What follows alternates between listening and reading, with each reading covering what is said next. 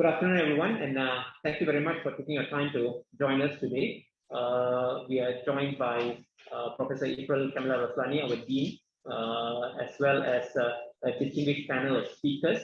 The topic today is a forum on the academic clinician. And this is in conjunction with the Academia Month, which is ongoing for the whole month. And the idea here is to empower our academicians so that they can reach greater heights with the faculty. So we have done this in conjunction with the Department of Surgery and the Faculty of Medicine. And I would like Prof. April to start with a welcome address first, and then we'll continue with the forum. Prof. April. Okay, thank you very much, Prof. Vairavan, and I hope you can all hear me well.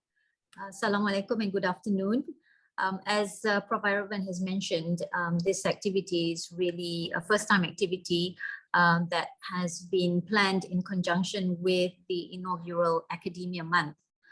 And it gives me great pleasure to welcome you to this, the Academic Clinician, which is meant to be a sharing session on how to successfully pursue a higher degree while still carrying out a full-time clinical job.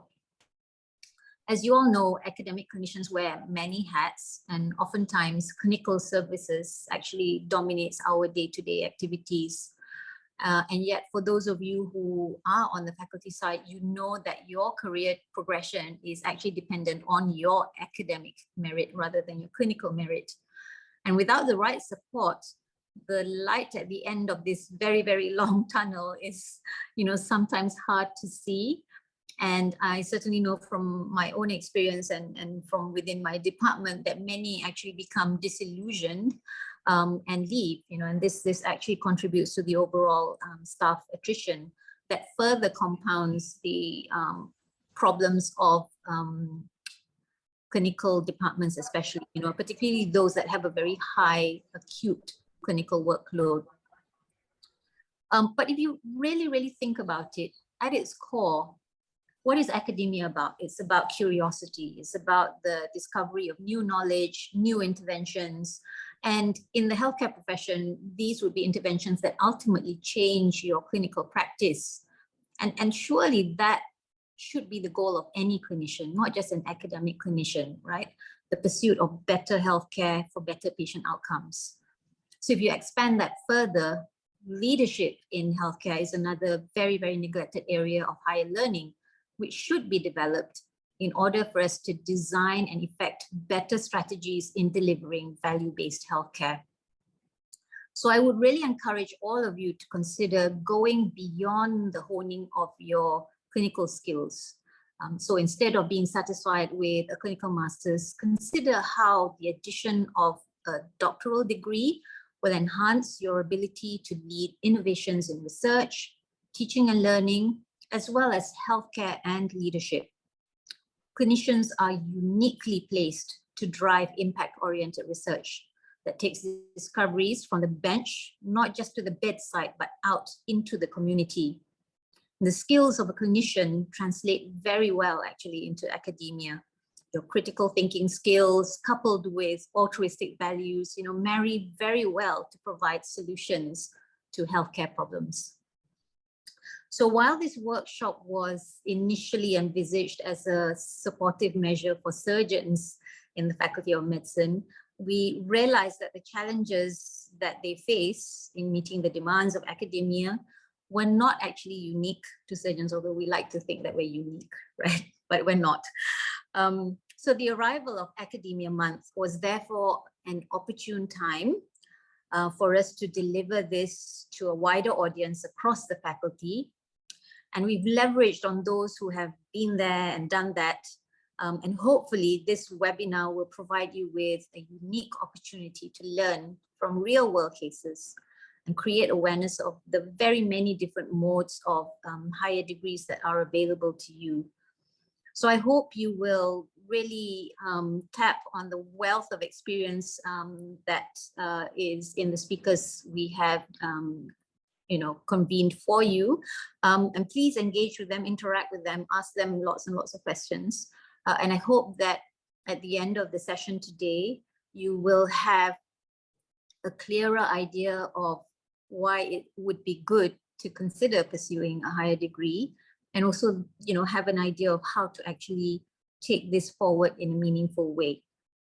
Right, so I'm not going to take any more of your time. I want to leave as much time as possible for the speakers to engage with you, but I do hope that all of you will stay till the end and really make use of this wonderful opportunity to be inspired by many of the thought leaders in our faculty.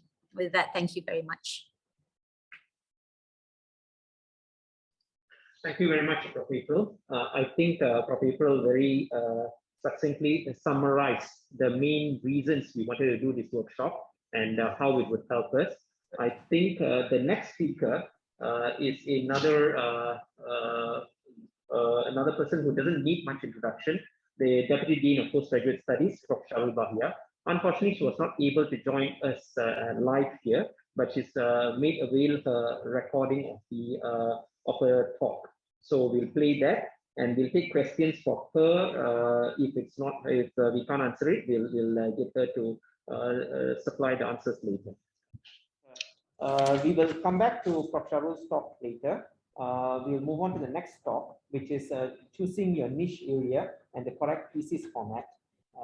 This talk will be presented by the clinician scientist in this Department of Surgery, Dr. Ratnagauri Rajendra, who actually has been the research coordinator for the department, as well as both completed her PhD and has supervised numerous students subsequently in the Faculty of Medicine. So we'll move on with Dr. Gauri next while we sort out the topics. I have to add in here that she's also supervised senior professors, right, in pursuing their PhD. So not someone to be trifled with. Good afternoon. So since they've introduced me already, I'll just go into what today's talk is going to be about. It's a very short and simple talk just to decide on what your niche area is. And at the end, I will end up trying to explain a little bit on how you would know the available thesis format at our faculty. So when I looked this up, what niche area actually stands for, it's actually an acronym for nurturing intelligence, cognizance, harnessing, and entrepreneurship. So actually it's about doing research in your area to further be able to exploit the skill set which you already have.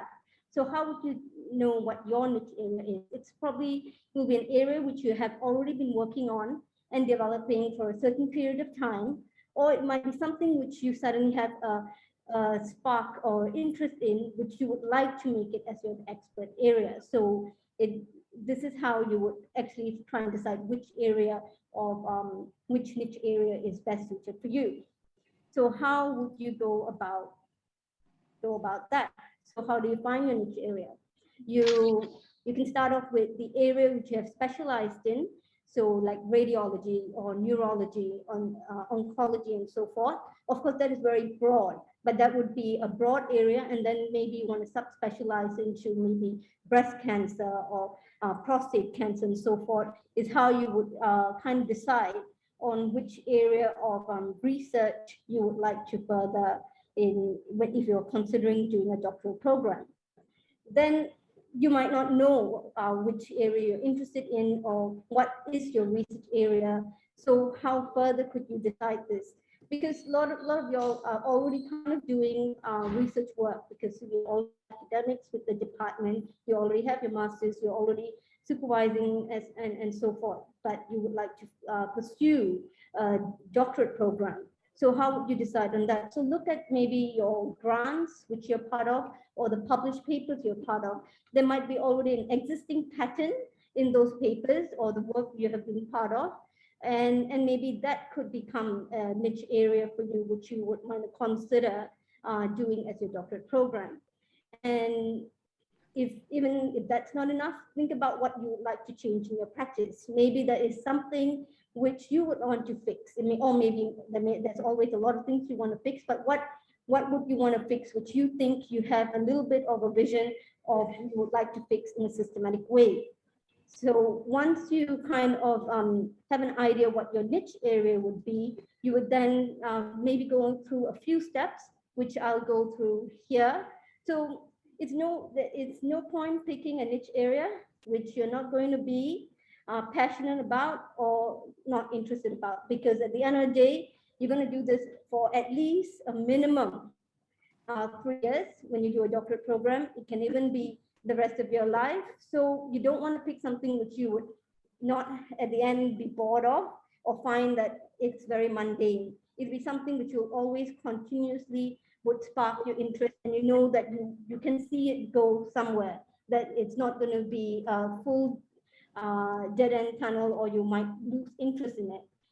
And as I said, there'll be a lot of problems which you face daily as clinicians in your workplace, which you want to solve. It doesn't have to only be about patient care. It could be that you would want to improve infrastructure. You might want to improve cost effectiveness. There's a lot of things which you want to fix on behalf of the patients and behalf of your colleagues and behalf of the administration which you work for. So it may seem that you want to make your niche area something to do with very specific disease, but it doesn't really have to be that. It could be something a little bit outside of it could be something management related, basically.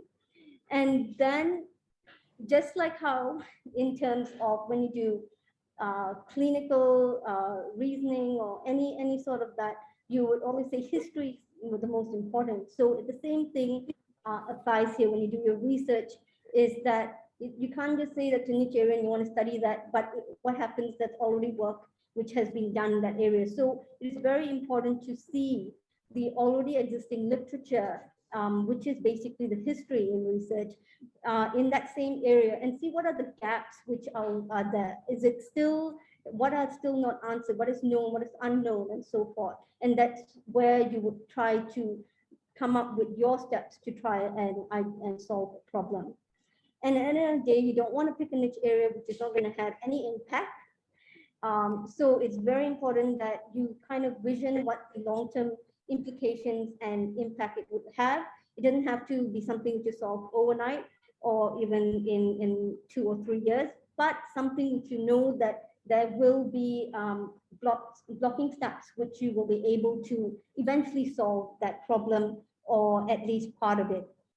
And it is always advisable before you do look into a PhD program and so forth, or into a doctorate program, that you probably want to test the idea which you have. So it is good to try and do little small projects, mini projects, and see if it's actually feasible and doable, and that there is some sort of way to go forward in it. So I recommend testing the idea before embarking onto a full-on thesis. So you would try and do that first. And that will also help you in terms of setting up grants. These are just examples. I made it quite broad because we are speaking to a broad audience, but your niche area can be, as I said, disease-based, or it could be a technique-based, or it could be something which, so maybe you might end up being very good at a particular molecular technique, or maybe you want to do crosstalk between lab bench work and clinical work, or maybe it's more survey, like you're very going to be an expert at creating a survey. But of course, these kind of techniques, some of it have, there's no novelty to it, then it's not really a PhD project. If it's disease-based, of course, cancer is overall, it's a huge niche area. So you want to be more specific when it comes to that. You might want to do breast cancer or so forth. Later, you'll have a lot of expert speakers who are going to talk about their PhD program. So you'll get a better idea on what better examples are out there. Now, in terms of our faculty, Interim R&D will be going into the detailed nitty-gritty of all of these things. But part of my talk is just to let you all know that there's actually various kinds, there's actually 3 different, so let's start with this table here. So there's actually under doctorate program, you can do an MD or you can do a PhD. And under doctorate program, You can do actually a full course, more coursework based, which means at the end you have a little dissertation to go along with your PhD, and you do actually modules. You do it's a lot of subjects. You might do a little bit of field work, and you do a little mini research project, which becomes a dissertation, and you can actually get a doctorate program under our faculty by doing this. Of course, each department within our faculty, they will let you know whether they actually would supervise such a project.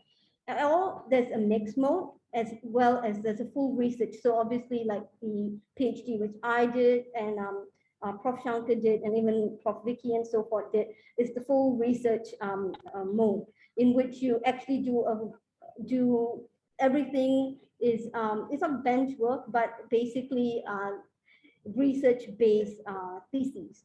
And in terms of mixed mode, you might do some subjects, and you might do, but you still do a decent research project, which is novel and so forth, but you still have to attend some subjects. So maybe something like, I believe the courses which are doing in public health or epidemiology might fall under this mixed mode, but you can still do epidemiology projects under the full research mode. Now, what's the difference between the MD and the PhDs? Basically, MD programs, they focus more on the application of medicine to diagnose and treat patients, while the PhD program is basically doing more research, focusing on research on, it can be in any field, it can be as in medicine as well, to expand knowledge in a specific area, to take it and see what, as I said earlier, the gaps which are available. You want to probably solve some of the knowledge which is out there, something which has not been solved or unknown yet. So it's basically answering something which is unknown. Yeah. And then in terms, I think that's coming to the last slide before my thank you slide is, well, I'm going to go into all the different formats, but under the MD, the conventional format is something which I think everyone is familiar with, because the master programs normally would offer up the conventional format. And nowadays, if I'm not mistaken, some master's program, you can actually go with article format as well.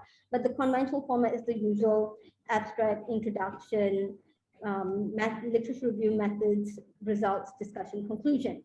But the article format is basically, you would, instead of having, if you have maybe 2 objectives, you might make it into 2 individual papers, and you set it up as you would like to publish it, but you won't publish it yet, but it's set up like in a published form, and that will be inserted into your thesis. But you'll still need literature review, you still need all the other sections, but it is just that the in-between bit, instead of it being results together and discussion together, they might be combined in a form of a ready-made paper to publish.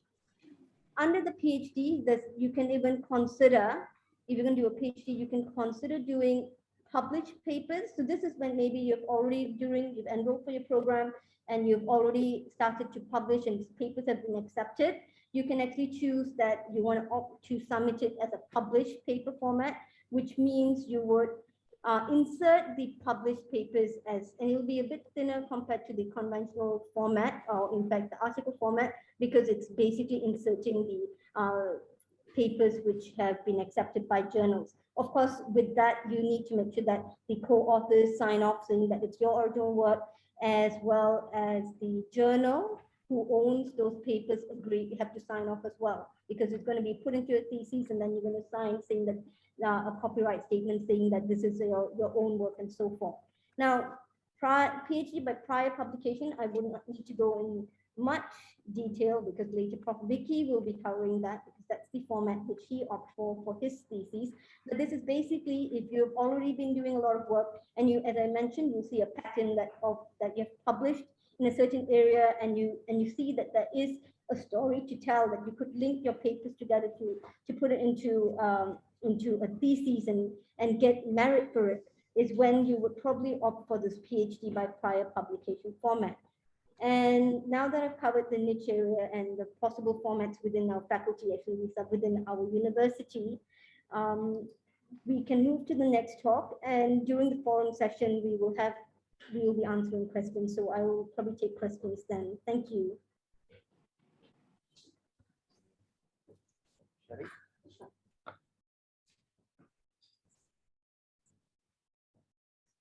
Thank you very much, Dr. Gauri. Okay. Thank you very much, Dr. Gauri. That was quite enlightening.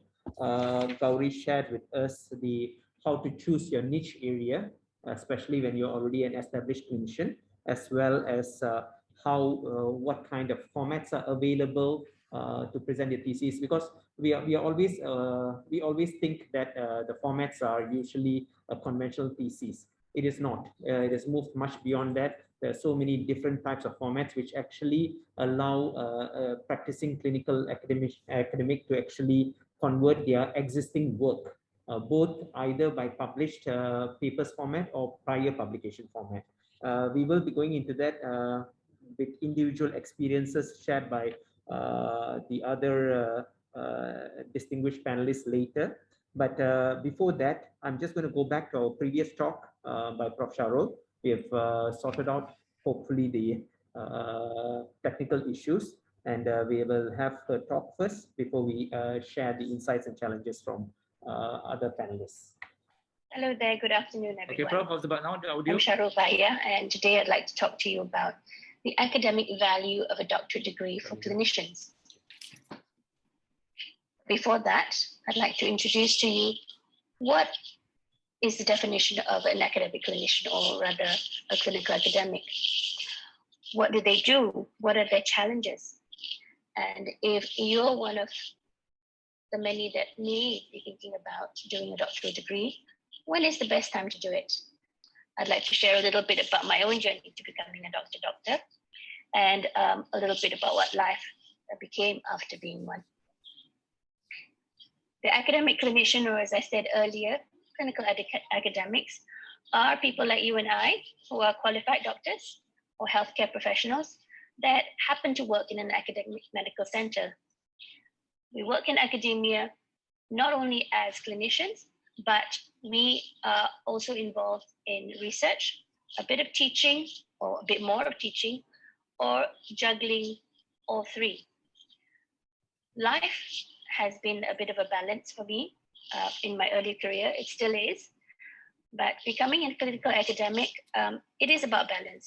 It's a balance between treating your patients, doing your ward work, doing your ward rounds, teaching your students, doing your surgery or doing your clinics, seeing patients on the ward, conducting research, but even before all that, writing the proposals, thinking, conceptualizing, trying to rush around looking for type of grants that might be appropriate, all at the same time contributing to the scientific understanding of our field by publications and training the next generation of clinicians. That captures most of what we do. However, every clinical academic is unique. We're different because we may come from different specialties. You may be a nurse academic, you may be a therapist academic, you may be a clinician academic, you may be a surgical academic. So it depends on your specialty, your experience, and your interest. Now, if you're to embark on a doctoral degree, what are the arguments for it? I speak for myself and some of my colleagues who have already obtained a doctoral degree. I would say that it best prepares you, and it's designed to prepare you for a career as a professor. That's what it does best. But not just that, it's equipped us with the ability to work outside of our comfort zone, outside of this academic center. It provides you with critical thinking, the ability to write with a focused and driven manner, also at the very last minute and meeting deadlines, of course, presenting information in a very academic way, but also in a way that encapsulates the area of your special interest. Communicate better, and leadership skills, which is very, very important in order to sort of proceed and survive in the environment that we're in. But what's against it is if you're embarking on a doctoral degree because you're not quite sure what else to do, and you're only interested in seeing patients, nothing more, or you chose to work and the academic medical center you're in for the wrong reasons, because of its location, because your friend's there, because your wife happened to work there. You're not really interested in teaching, you're not really interested in research, and therefore I think it is important to choose to work here for the right reasons. And that's what we want to try and hone. There's also another terminology apart from clinical academics, which are physician scientists. Now, we don't see very many of those. They're a bit of a rare breed. But this is a common term that you can hear in the UK, the US. And those are people who are scientists with professional degrees, but also have training in the clinical care. And they're engaged in research in an independent biomedical research. Or they could be individuals with a medical degree who then go on to have a research doctoral degree, and then they spend the majority of their time doing that. In Faculty of Medicine, there are versions of that, but to be a true physician scientist, I think there may be more devotion towards the lab work or the bench work or the actual research that you're doing, and very little time in the clinical section, as well as the clinical work that they were originally trained for. So there's a little bit of that difference. So looking back, having had my PhD, gosh, it's been how long now? I went out to do my PhD in November 2006, and I came back having completed my PhD and graduated by July of 2010. So just about 3.5 years. Now, the reason why I did it, and a reason why some of you who have already got it or thinking of it, was the desire to inform best practice through clinical relevant research contribution. So in essence, I was doing geriatrics, and I felt that, I needed to have the tools. I needed to have the capacity to actually deserve to work in this academic center. I wanted to have the knowledge in order to supervise my trainees. So, and have the tools in which to actually properly review evidence, do the statistical methodology behind whatever research proposal that you're embarking on, as well as provide, a bit more of a robust way of interpreting things that you read, journals, etc. And often the clinical course that we do lacks that strong evidence base. So it was in order to seek a career fulfillment, and of course, to drive and contribute to the field a bit more broadly than seeing one patient at a time. And one of the highlights that I found during my research training was, of course, the opportunity to present at conferences, meeting people who are also clinical academics who made it, and also bringing clinical wisdom to the research teams where clinical expertise was lacking.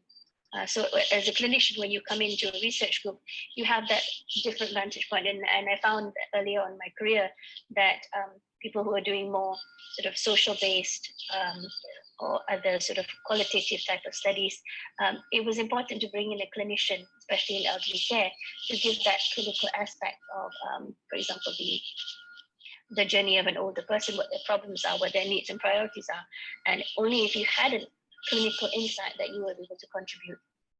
And therefore, producing impactful research that informed a change in your clinical practice was something that was rewarding for me. And as well as that multidisciplinary networking and collaboration across a diversity of expertise and disciplines. And that's what doing your PhD, as well as doing an MD or your DRPH, etc., would actually expose you to. Now, here it says clinician scientist career highlights, but there's also for the clinical academic. And that is a contribution, or being able to contribute to international multidisciplinary networks of researchers and clinicians. And once you've achieved that, it also gives you the opportunity to actually really understand what mentorship is about. Because you've had various versions of mentorship as a clinician, but when you've embarked on a doctoral degree, that kind of, your supervisor is basically your best friend or your worst arch enemy, really. And so you understand what, or you go through what types of mentorship is actually positive or negative, and then you take that and create a version of what you think is best for your future mentees. And this offers an opportunity also for leadership and mentoring the next generation of clinicians, scientists, or clinician scientists. And basically that ability to affect change in practice, not only, as a clinician, you're able to do that on an individual situation, but when you have a little bit more to add or have a voice with a little bit more sort of accolades behind your name, perhaps, you're able to inform. You can also influence health systems, things at population level, because you have that vantage point. And of course, having been involved in recent research developments, then you can actually raise the bar for creating a more evidence-based, evidence-informed best practice. And of course, then this leads to greater contribution of mentorship to the next generation of clinicians. There are various stages of clinical academic training. So for those of you that want to embark on this, you may possibly be at the pre-doctoral stage right now. And this is in a stage where it consists of you're actually excited about a lot of things, but you're just finding your footing as to what is an interesting area of research and probably getting some early tasting experience in this area. You have some preliminary data, you've done some audits, you may have published a paper or two. And then the second stage is, of course, having applied for it, you're undertaking that research degree, so whether it's a PhD or an MD. And these challenges are when life really starts to get a little bit more complex. And one is finding, not just having the proposal, but finding a supportive PhD supervisor. Now, I'll tell you a little bit about my journey later, but that was quite a challenge for me. And second, of course, actually that's a major challenge, is creating an effective time and project management, because this really, unlike maybe some situations that you may see here where there's a lot of spoon feeding, but it's actually the independent learner's journey when you project manage your own PhD. And of course, after you've completed it, you've got your scroll, you're very, very happy. You have a little short honeymoon period, but when you jump back into clinical training, it's reintegrating back into it. So that's that stage. And the third and final stage, of course, is the postdoctoral work. Now, some of us as clinical academics may not have that luxury because we've got to jump back into our clinical work. But this is, for some, a period known as the clinician scientist training. So there are challenges, I'm not going to lie. And for those of you who may not have the opportunities for a full scholarship, it does increase the cost of obtaining medical education. This burdens and may carry for some high amounts of debt.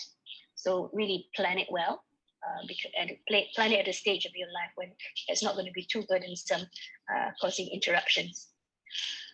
And when you want to embark on it, be very clear that it does prolong your training process, because you've already done the clinical training, then you add on the research training. That's a long time of your life, which is why, some people put off marriage, or if they don't put it off, then it provides challenges, because a PhD journey is quite personal.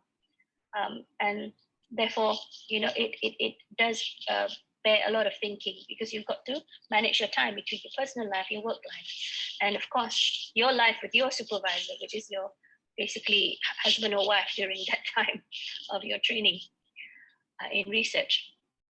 And that transition between finishing a clinical or postdoctoral fellowship is and starting on an independent research position for some, not for clinicians, not for many clinicians.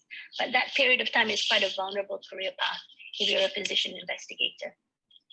And of course, funding pressures upon becoming one have mounted to a decrease in government funds, etc., does add on to that challenge being a clinical academic. And of course, as you're embarking on your research, if you're planning to do it here, do your work at the same time and not have a full protected cuti belajar, so to speak, you'll be wearing many hats.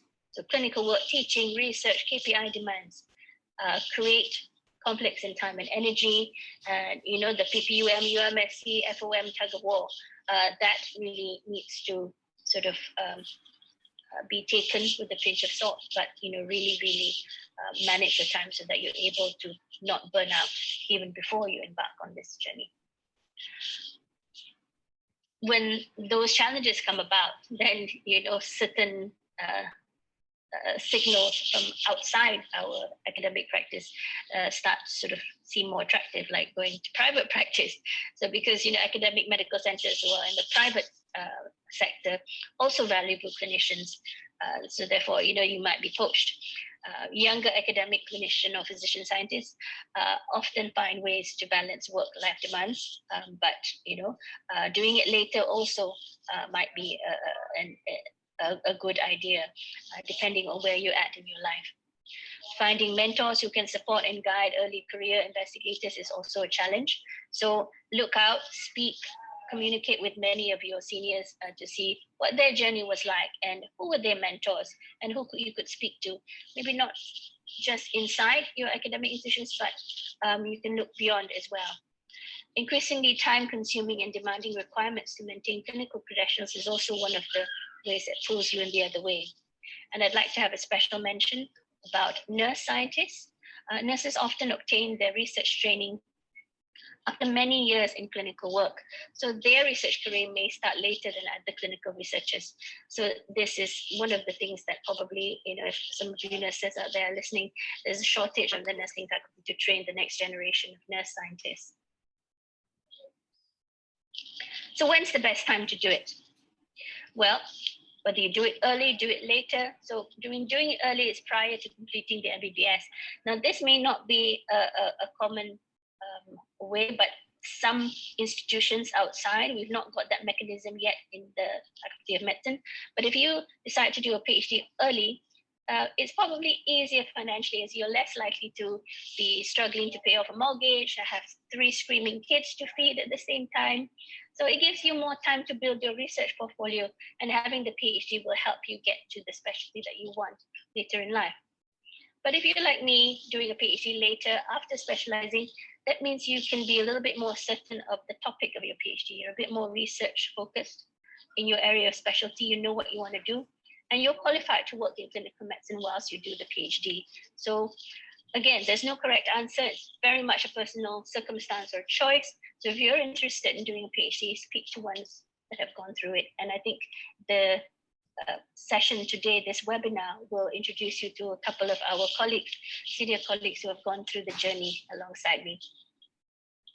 So a little bit about my journey to becoming a doctor, how I found my academic value. So these letters, these alphabets behind my name wasn't it was quite incidental, actually. My journey actually is informed by these various alphabets behind my name. So it's the journey, and what this represented was where my passion lay. It was in clinical medicine. I wanted to, and at the time I was in the UK, so I did my undergraduate degree there. I left in 1991, 92. I graduated in 1997. I decided, and I came home for a short while, and I thought, oh God, I really wanted to do geriatrics, but there were no geriatric training schemes. So I wrote and said, like, look, I need to stay back and do some geriatric training, which I did, and I stayed for an extra 10 years. So at that time, after graduating, got my MRCP, wanted to do a little bit of geriatric medicine, but I thought I needed a little bit more sort of knowledge about it. So I did my diploma of geriatric medicine at that time, all while training as a medical officer there, and then going on to become a registrar. But again, being away for so long, being single, you needed to come back at some point. So inadvertently, I came home, incidentally, for a family wedding, and thought I'd sniff around University Hospital. And that was my sort of aha moment, and a wonderful, wonderful meeting with my still mentor, Professor K.L. Gore. And at that time, I met him in Menara Timur. He was in the scope room, and he said, and it was a Saturday. He just handed me my application form and says, come back there. You know, of course, finding a job is not so easy as before, but it was because I was possibly the most trained in geriatrics at the time in the country. And that's how much the field needed to grow at that time. We had one geriatrician already in UH at the time, Professor Philip Poy, but I would be the second one to join him. And we had two others who were serving in HKL. So there was 4 of us in the country at the time. So of course, you know, the rest is kind of history, but I shaded the area there between the years of 2006 and 2010. And those were my PhD years, really, because after being one of 2 lecturers looking after our geriatric unit of 30 bedded with HDU, etc., not only was it a culture shock coming back home to Malaysia to practice, but I got very, very burnt out because there was a lot of work clinically. And, you know, being the only one really alongside another junior fellow to manage the ward, and a consultant who was basically handling it all. He was doing the lectures, he was doing teaching, he was doing the, you know, the network collaboration and research, etc. He was wearing many hats. I hadn't realized it at the time, so I was holding the fort. So that was very, very tiring. So I felt that, you know, let's self-develop, because I am in an academic medical center, but I was expected to supervise my junior colleagues, train them, give them the exposure, but I hadn't had the research, the chops to say, like, look, I can be your supervisor.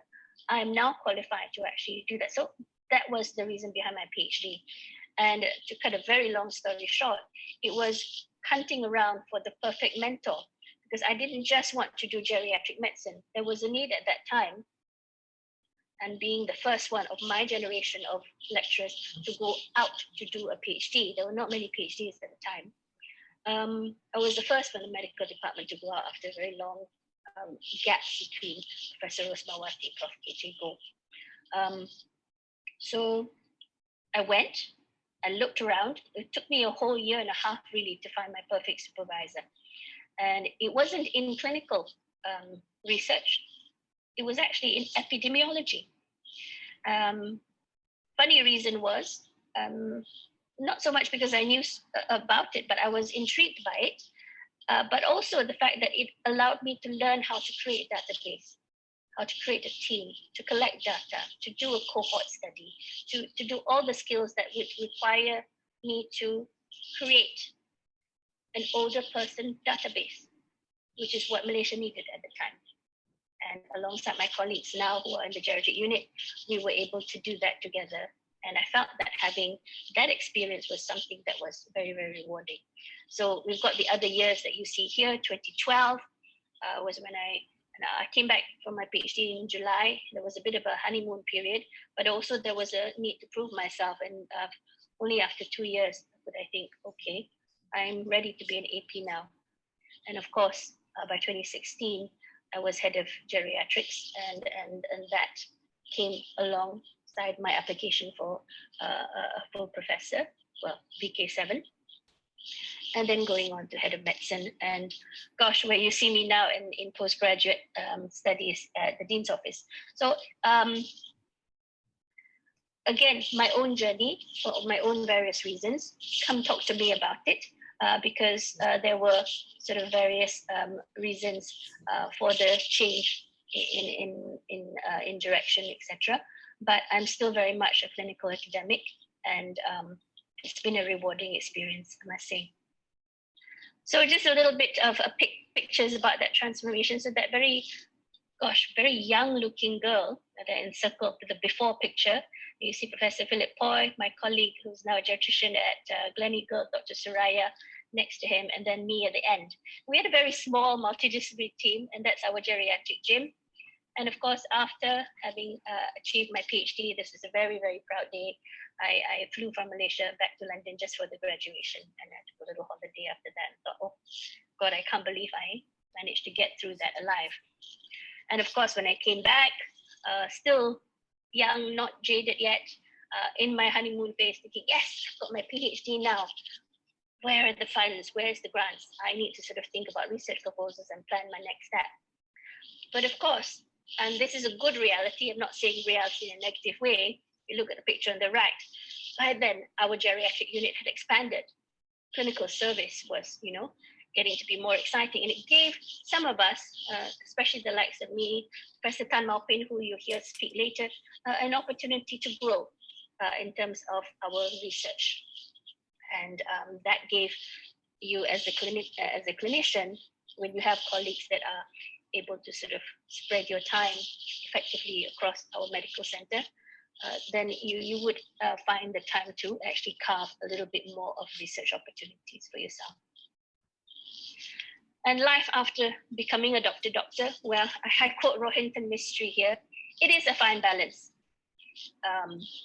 It is a balance of priorities. It is a balance of need for your specialty, for your unit, for your department.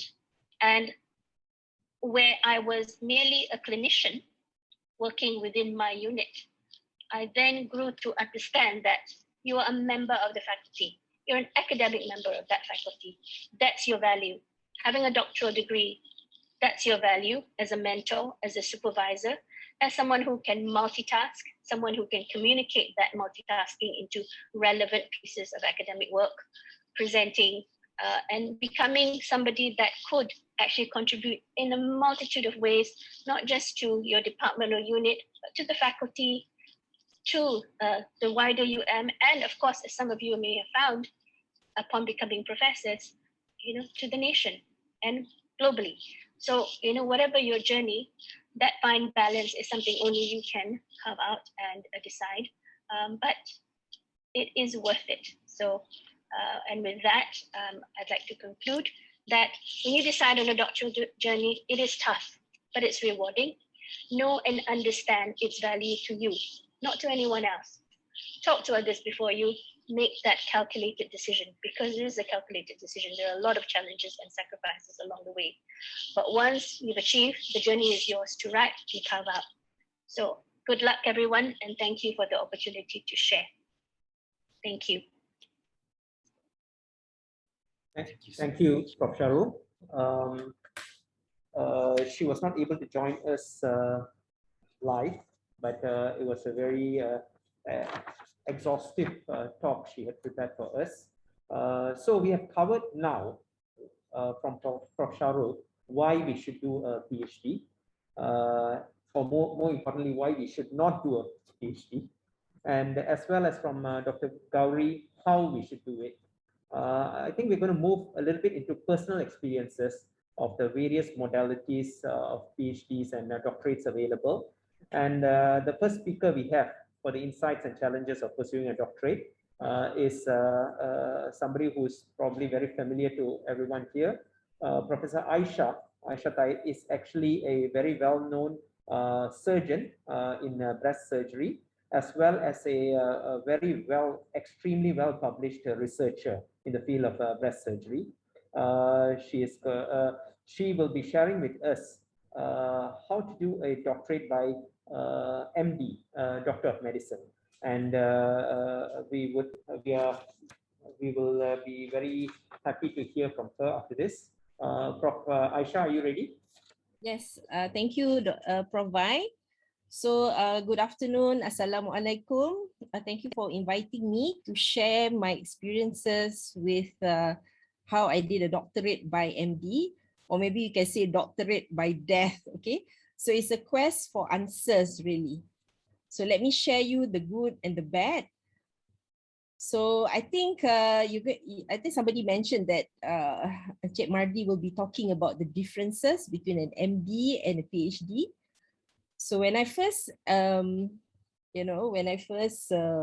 embarked on this journey, I had a very naive perspective of what is Doctor of Medicine. All right. So let me just start off with where I started. Okay, I'm actually a true blue UM student. So if any one of you know by now, I'm actually a homebody. I prefer to stay at my house and I prefer to live in Malaysia. So I graduated in 1995 from University of Malaya, And the only time I left KL was when I did my housemanship in Ipoh and my MO ship in Hospital Kuala Kangsar. And I came back to do my Master of Surgery in 1997 to 2001. And from there on, aside from my maternity leave, it was 100% clinical immersion. So it was that time when I built up my clinical skills. And I have to say, during that time, I already had some inkling about what I'm going to do in the future.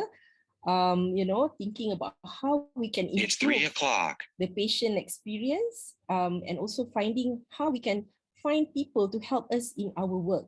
So we were, at that time, we were very lucky to have Prof. Nazira having her pillow talk with her husband, who was working with Avon at that time. And we set up the Breast Cancer Resource Center and managed to get breast care nurses from our then director, Prof. Ikram. And of course, getting all the MDT sorted out so that we could learn better, teach better. And of course, don't forget children. I think children are the precious gems in our lives. And to juggle all that is also quite challenging. So the problem, what I had in my practice was the persistent late presenters. So for those years, and I still remember not being able to become a senior lecturer from a little tiny lecturer because I didn't have any publications, because we were just too busy to do anything but clinical work. So it took me maybe like, was it 2001 to 2008 before I actually did something about it, because I was really immersed in clinical work. So in Malaysia, our patients can present like this. This lady had something like a 10-kilo tumor on her chest. And we know our survival rates have not very much improved. In fact, the National Cancer Registry shows that the stage 3 and 4 is getting worse. And yet we have the twin towers, So it's very frustrating, I think, for people who think we deserve better, to have to live in an environment where we cannot improve the care for our patients and maybe improve our outcomes. And the other thing I was very miffed about was, at that time, genetics was just about to come into real-time clinical practice. And we were really held back because we couldn't do any genetic tests. We couldn't refer for BRCA testing and all that. So all that brought out to 2008, where, we had the, I would say, the luxury of having what we call hadiah latihan cuti belajar. And without having that, I don't think I would have ever embarked on anything, because I am a poor multitasker. I cannot do too many things at one time. So what I did was I planned this hadiah latihan cuti belajar, which was supposed to be for about 2 years. And during that time, I wanted to learn more about genetic counseling, and I had this opportunity to do a long distance course with a university in Australia. And also at that time, I was able to do some clinical observation, and I managed to go to MD Anderson Cancer Center to see what the ideal world looks like. Okay. And of course, during that time, the naive person in me thought that, okay, why not just do this Doctor of Medicine for about 2 years? And then maybe, I get everything during this hadiah latihan cuti belajar. Okay. So even I think Shahrul mentioned about private practice. So, we have had private practice in UMSC for about, I think it was 2001.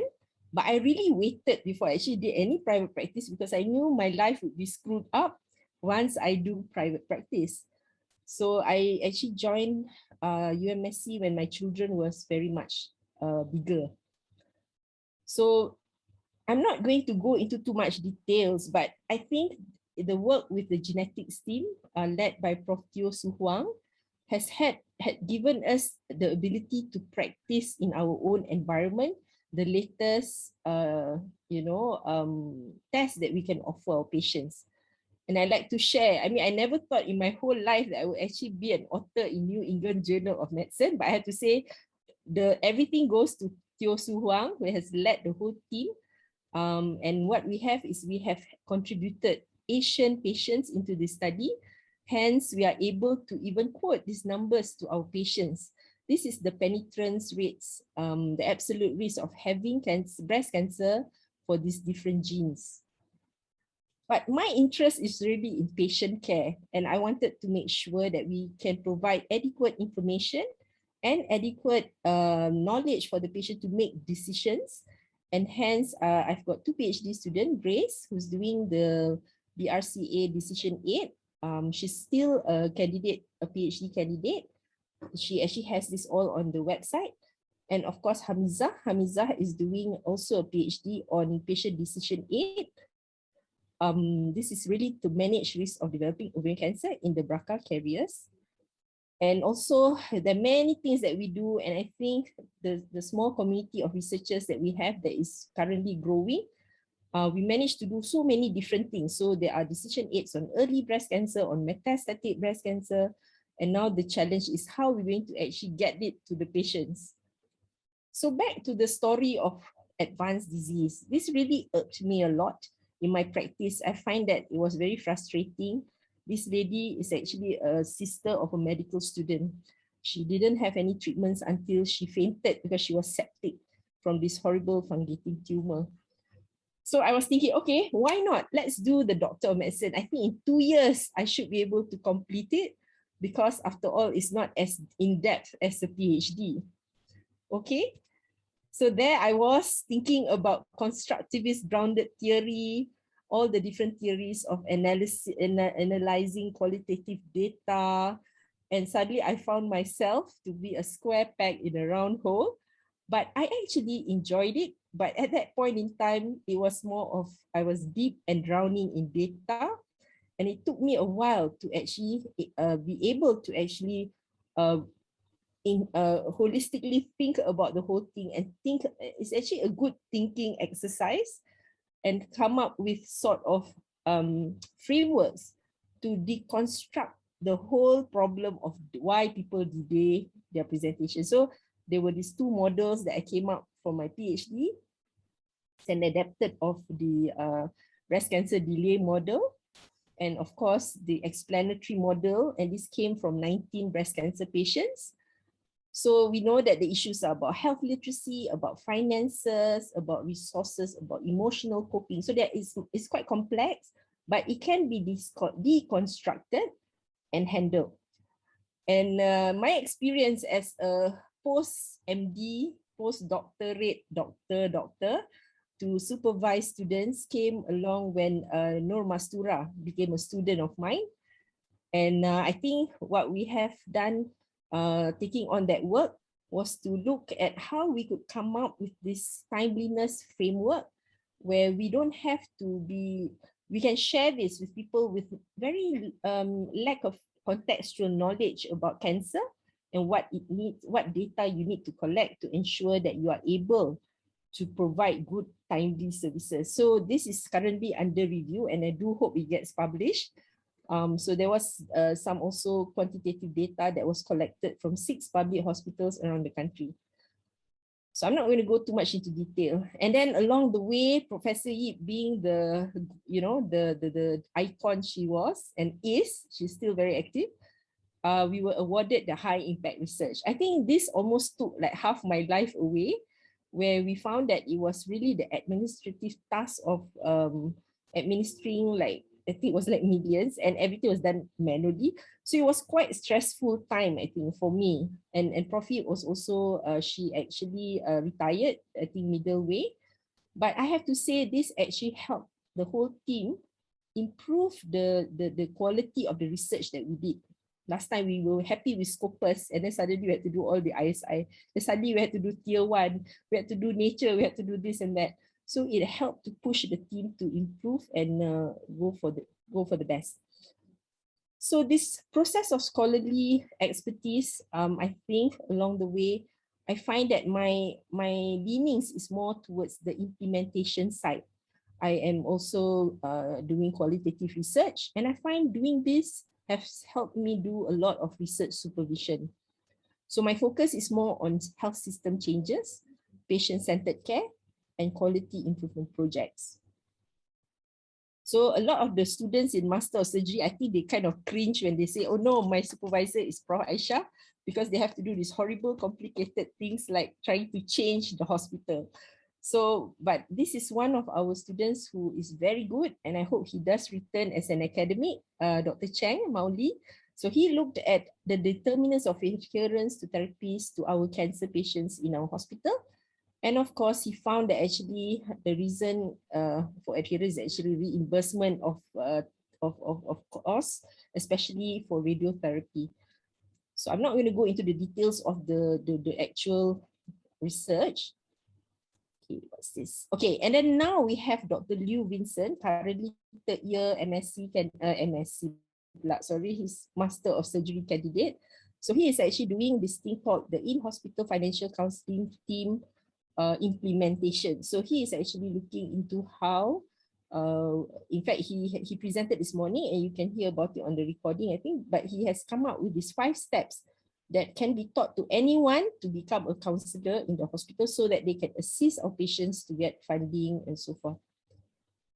Okay, I think this is a slide that is somehow somewhere, I don't know, I've put so many slides in here, but essentially, I really like to make sure that patients get better communication with their doctors. And one of the things we did was the breast cancer nurse giving orientation programs. Because last time, they don't want to listen to the nurses, but what we do is we tape all the doctors on video and we sit the patient down with the nurses to watch it. So first we have breaking bad news by the doctors. Then after that, the nurses take over and giving more information using the videos.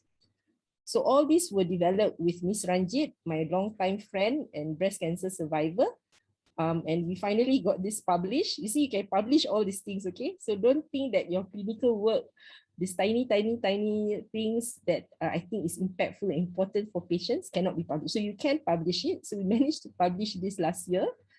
And just to share with you, this video is on the YouTube. So it's accessible to anyone who wants to watch it. So until now, the Bahasa Melayu is up to 24K, I can't see. 26,000 views. I wish I could get 1 million, that I can get that little YouTube, those little plugs, the silver plug, but I don't think I'll get it lah. It's still 26,000. And but the clinical breast examination video now has hit 71,000 views. So I'm hopeful that one day I might get that little plug. Okay, and we do a lot of public engagements. So it first started with more of our own patients. And then along the way, I met lots and lots of people in the community. And now I'm more into advocacy. And I've joined this group called Together Against Cancer. And I'm now the vice president. So this group really will help a lot because in this group, you have people who are able to voice up their issues. So we are going to have this October Dalam Kenangan on the 31st of October. And I'll be co-chairing it with Dr. Yolanda Augustine from UK. And we will be talking about access to care. So Miss Crystal Ng, who's a breast cancer survivor, who has metastatic breast cancer, she's an M40. She's going to tell us all about issues. Okay, I think I'm almost closing to the 15-minute, right? So just to share, I think the combination of the work that I've done in the past is when you get frustrated and the system's not working for you, you need to get the systems to bend a little bit. So we are doing this thing called the City Cancer Challenge, where we have signed an MOU with multiple partners. So I won't go into too much details, but please, if you're interested, do contact me. We're looking for healthcare professionals. And also we are doing this WHO Global Breast Cancer Health Initiative that I also have become a technical committee member. So I'm going to go quickly right to the end. I've actually talked about Rebong this morning, but just to share with you that really, without support, we cannot do anything in this space, okay? So we have a fantastic clinical team. We've got a whole bunch of oncoplastic surgeons, and I never thought one day we will have them, and they actually stayed back. So I'm happy that I think Dr. C will be able to handle the future of the breast surgery clinical work. That gives me a lot of space to do other things. And at the moment, as what Sharul said, we want to contribute more. And hopefully we can contribute to the nation as well. So with that, these are all the research assistants, and these are all my colleagues who have been on the journey, and we've done so many publications together. With that, that's my last slide. Okay, thank you very much. I finished in 16 minutes, not too bad. All right. Thank you, Prof. Aisha. Will you be staying for the forum later?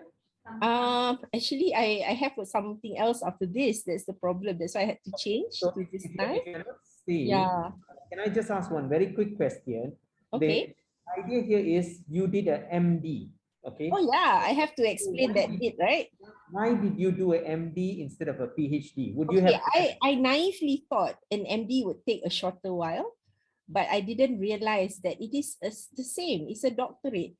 A doctor who does a doctorate, you can choose either to do a PhD or an MD. So in the eyes of people, if you are very interested in how people look at you, whether you have the credentials, maybe a PhD will be better because Doctor of Medicine can be equated to an MBBS sometimes, you know. Okay, but at least you get to wear the red coat, you know. So when you graduate in the MD will graduate in their red velveteen, not velveteen lah, their cloak. Okay, the cloak. And but otherwise, it has not much difference. I have supervised so many PhD students now, and I realized that whatever I did last time, it's actually the same. So currently, I think for those who are interested to do a doctorate, maybe it looks better on paper to do a PhD. Okay, but I mean, I'm a very idealistic person. So when I came about this thing called Doctor of Medicine, I was thinking, wow, I'm actually a clinician and I want to do a doctorate. So I want to be a clinician doctorate. So that was a very naive thought. If you look back, but I would say in the current situation, you would have better. I guess the world will look at you differently when you have a PhD compared to a doctor of medicine. But if you don't mind and you really just want to do it for the journey and for your own self development, why not? I don't think the expectation for either PhD or doctorate is any different really. I mean, I agree with you. MD is no less than a PhD. It just has different emphasis. And one of the reasons we wanted to have this forum is for people to, for other academicians to understand the importance and the different implications of an MD versus a PhD. You're absolutely right. In some universities in Malaysia, we actually give out MD as the primary degree, so it might confuse people. But at the end of the day, the MD as a doctor of medicine actually carries a significant amount of weight in itself, and the work and necessary to put in, as well as the quality of work that comes out of it, is equally important. So thank you very much, Prof. Aisha, for joining with us. If you can, please do come back for the forum later. I think we will move on with the next lecturer, next panelist now. Thank you, Aisha. Thank you. So the next panelist is another distinguished clinician. It is Professor Vigneswaran, who is also a consultant neurosurgeon in UM. And he is going to talk about PhD by prior publications.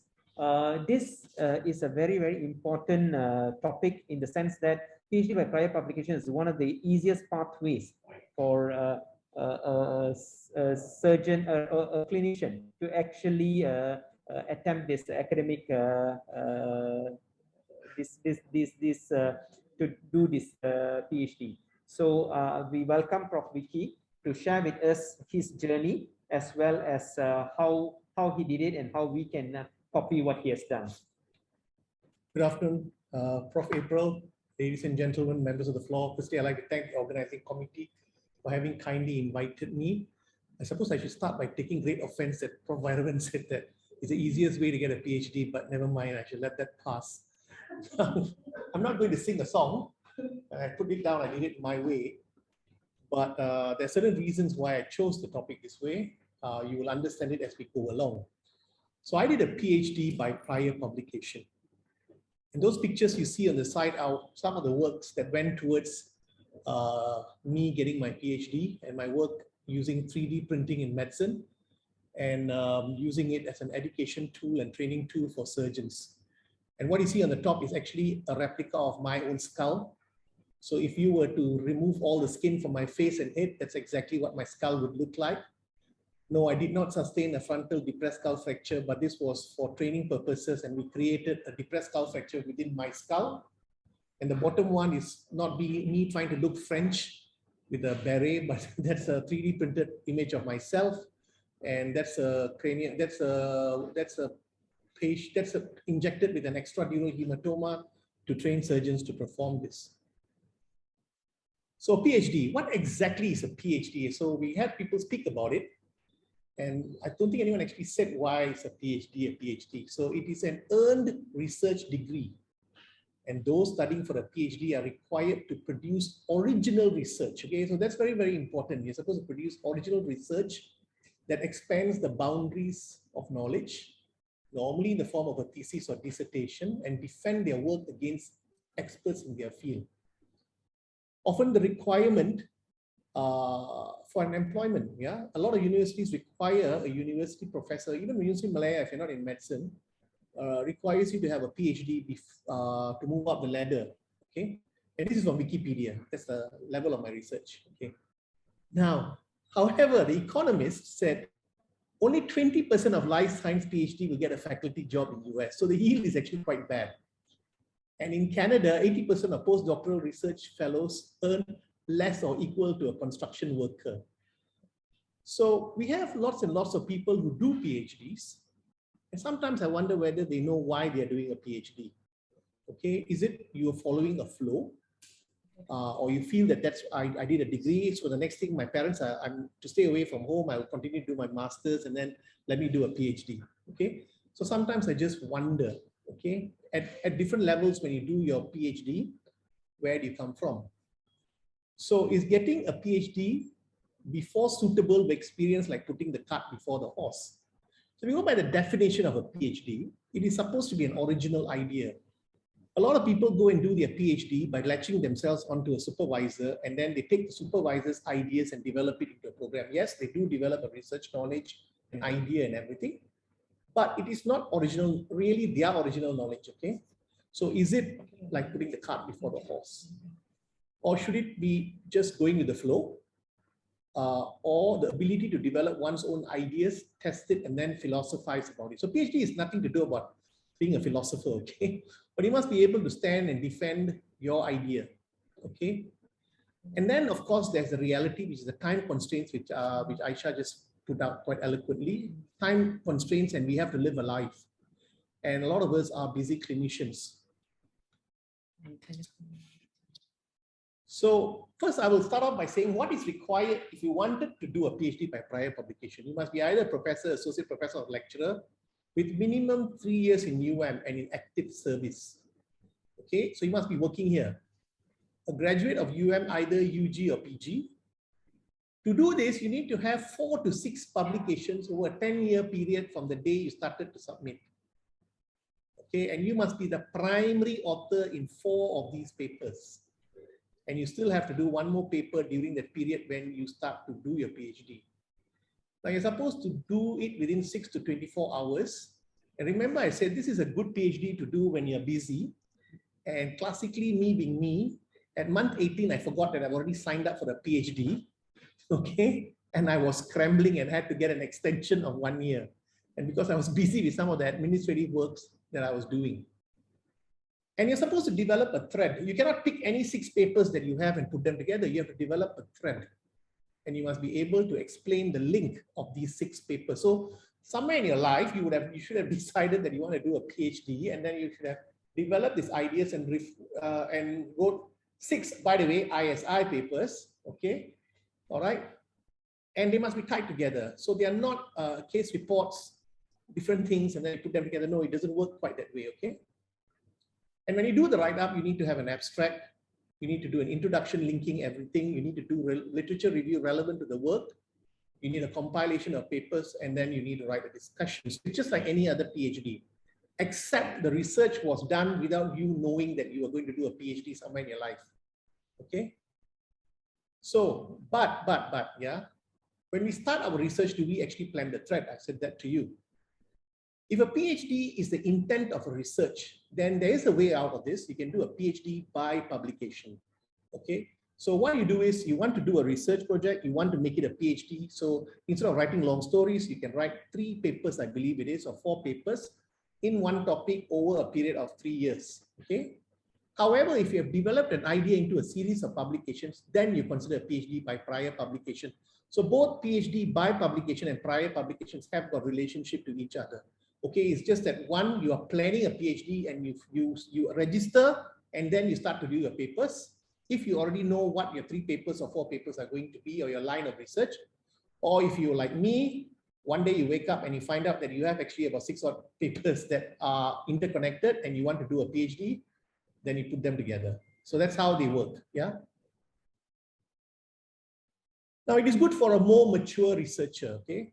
And it's ideal for established clinicians who want to do a PhD. This is my opinion. So you have done a body of work during your lifetime or some part of your life, and you want to bring this together, okay? And even if you don't end up with a PhD, you have converted your ideas to a bunch of papers. So people know about what you're doing, okay?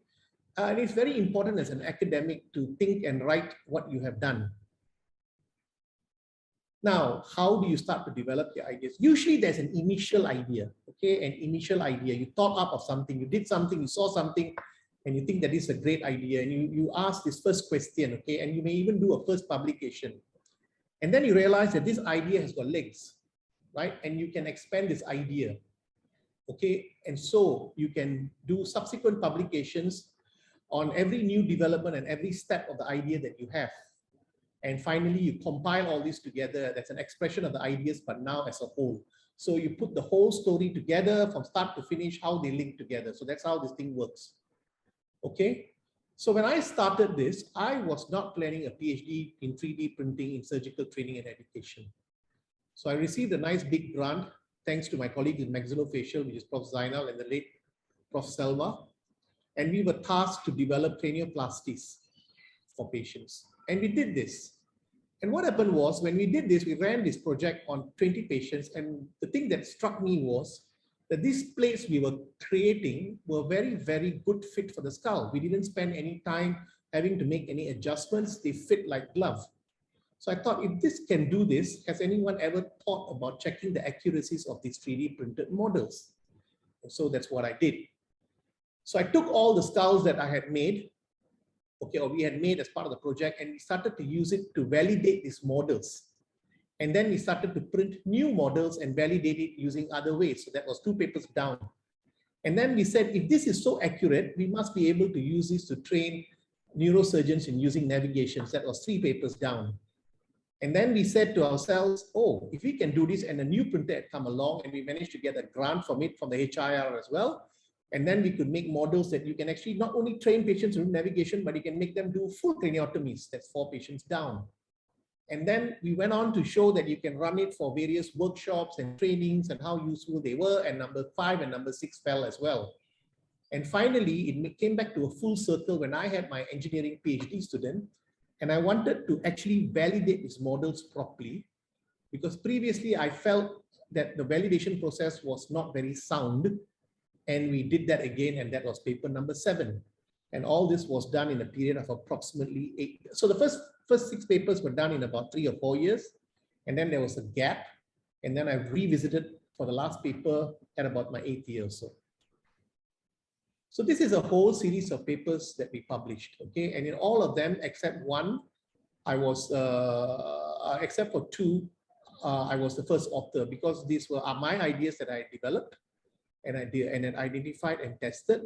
And in 2 of them, I was the senior author, okay? So you need to be the primary author in about 4 or 5 of these papers, okay? And this rule changes from time to time, so you need to be aware of that, okay? But linking ideas is actually not too difficult if you think about it. So when I was putting this talk together last night, I said, okay, so these are 5 other ideas that I had developed and published on. So you will notice that I don't do genomes and I don't do proteins, okay?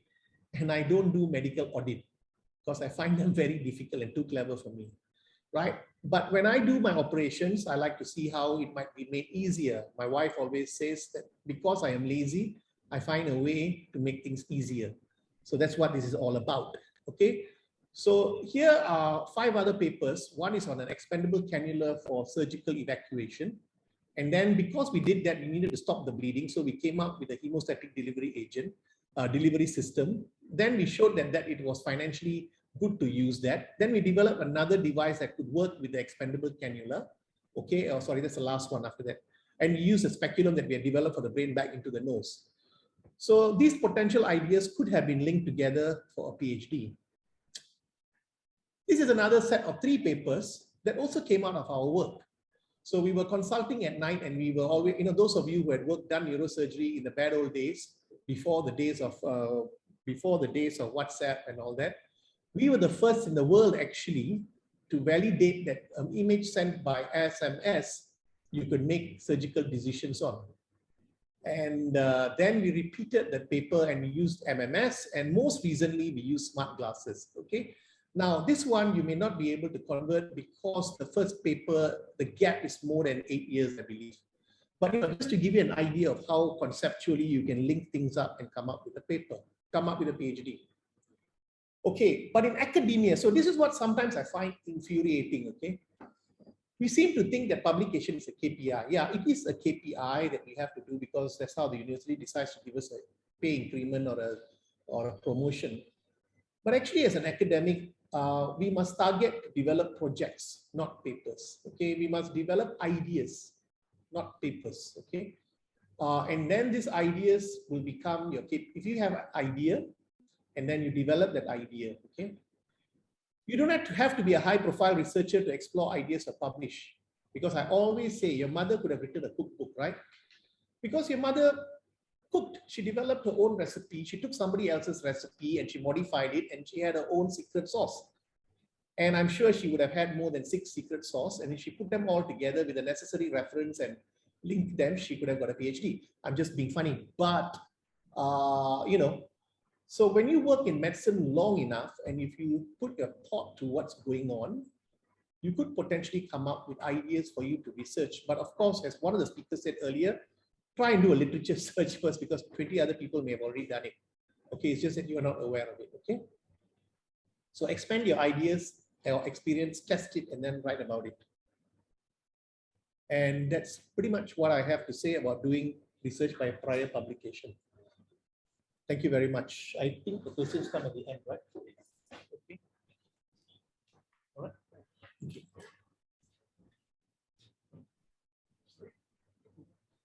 All right. Thank you, Prof. Vicky. So, just to follow up on that, let me apologize for saying it's the easiest way. It's not. Every PhD, I mean, I am seriously sorry about that because every PhD is a baptism by fire, as you would have heard from every one of these distinguished panels. That said, it is probably a PhD by either publication or prior publication. At least from what we have heard so far, seems to be the most ideal, rational, and desirable way for a practicing academic clinician. Because by now you would have already had a body of work which you can convert as a prior publication, or you would be doing projects which you can convert as by publication. So that's what I meant. Not easy, right? So we will move on with the next talk, which is going to be. Where is it?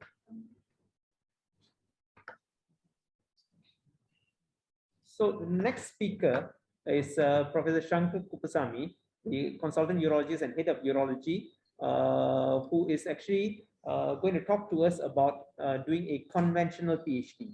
What we know as taking time off, going to a place, sitting down, like similar to what Prof. Sharul has done. He's going to be sharing with us his experience in doing a conventional PhD, the ups and downs of it, the benefits of it. And I think this is a very important topic as well, because this contrasts with doing a PhD while working. So we will hear from Prof. Shankar, his experience. Thank you. Again, I would like to thank the organizing committee for giving me this opportunity to give a presentation in this forum. And my topic for today is benched from duty. I'm a fish out of water. And as introduced by Prof. Vairavan, I'm Shankar, one of the consultant urologists here.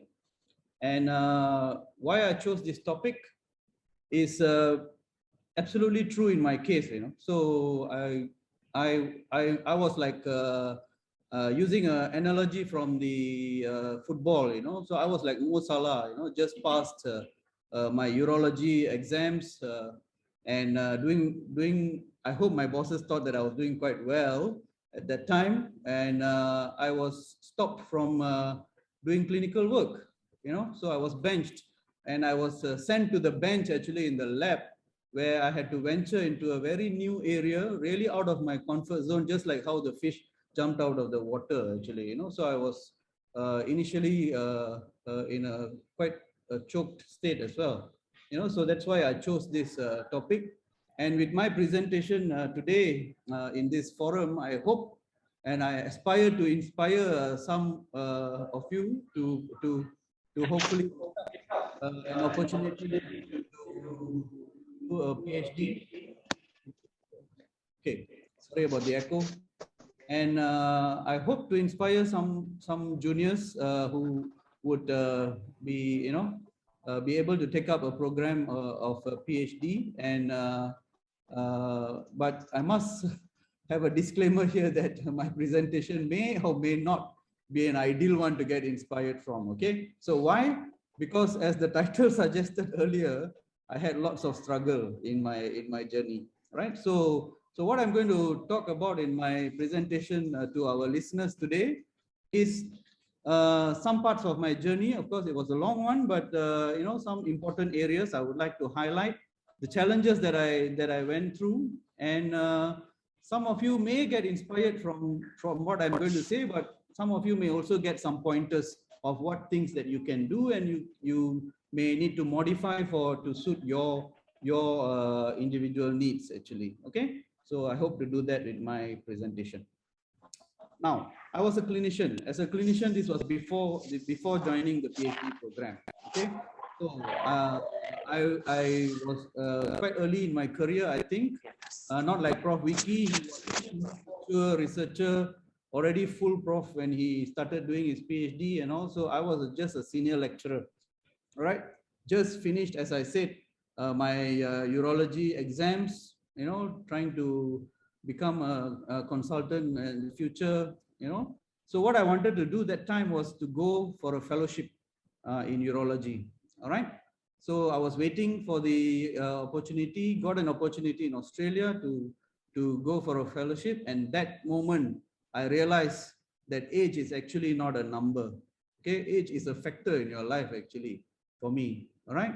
So why it's a factor? Because I realized that when I applied for a scholarship to go for the for my fellowship, it was rejected. It didn't even go to BSM.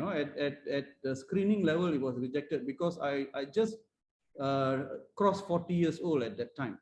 Okay, so don't ask me why I was so late in my training and all that. That's not for this forum, right?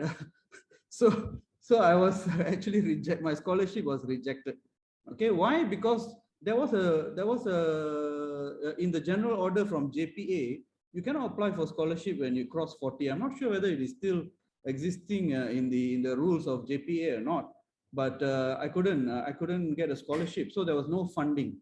So alternatively, I could have done a local fellowship with some training urology center, and I would have gone on to become a pure clinician with some teaching responsibilities in our university. So the first pointer that I would like to point to you here is actually to decide early. So take this number 40 as a very important point of your life if you want to progress further in academia in this university, because any scholarship that you apply, you must be below 40 years old to be successful to get the funding. Okay. Now, I'm still a clinician, pure clinician with before going for PhD. So at that time we had some collaboration work going on with a university in UK, and this university academicians from there threw in an idea to that there was a slot available for PhD, and they were willing to give a fee waiver, just like how we give fee waiver for our GRAs here. Okay, so but this is to do a conventional PhD by research work on a full-time basis. Okay, so I had to take time off, and my topic, like I said, how the fish jumped out of the water. It was on genetics, so I had to do sequencing, like what Prof. Vicky he did mention something like that just now. So I had to do sequencing, genomics, PCR, or pipetting and all that in a lab, cooped up in a lab, even in the middle of the night. So just like when we are on call. So, but I mean, that was still okay. But the next point I want to make here is I had to give up clinical work. So if I wanted to go and do full-time PhD program, so I had to put my clinical work on hold. So being a surgeon, we are a skill-based specialty. So being a surgeon, I ran a risk of being de-skilled from whatever I could do. I was worried that when I come back, can I still do a circumcision or not? No, I wouldn't know actually. So that was another issue that was going through my mind. And again, I was already rejected. I was already 40, and how to get a scholarship, because the fee was waived, but not living expenses, So I was not a full professor that time. So earnings were not very, very good. So funding was an issue. And even if I had taken cuti, belajar tanpa bantuan or something like that, you might still get bonded. So very difficult to move on as a urologist, I thought. So the final question that I had at that point was, okay, I go ahead and do my PhD, but is there any benefit when I come back? Because, I've already done masters in surgery, went on to do another 3 to 4 years of urology training, got another postgraduate qualification. So is it worth doing another academic qualification to get to move forward in the university setting? Is there any benefit? So I went back and discussed with my friends, family, relatives, and everybody, colleagues.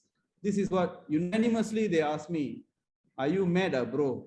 Why are you going to do all this? You're already qualified, so are you mad? So, but I actually decided that I would go ahead and do it. Why? Because the motivation of becoming the first urologist with a PhD was too high at that time for me. I was thinking about that, and I wanted to venture into something new.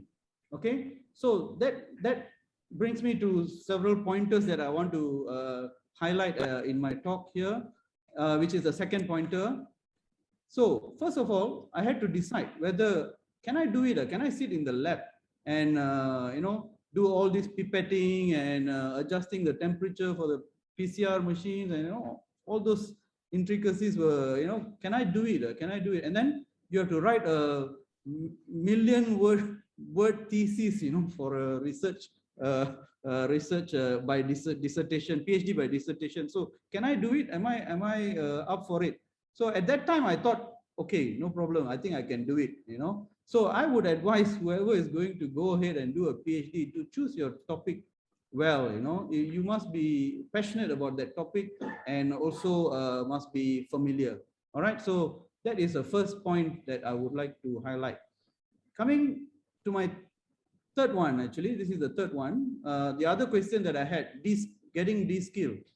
Now, of course, if you don't work in a clinical setting, you will be de-skilled. So, but I had a very good clinical supervisor.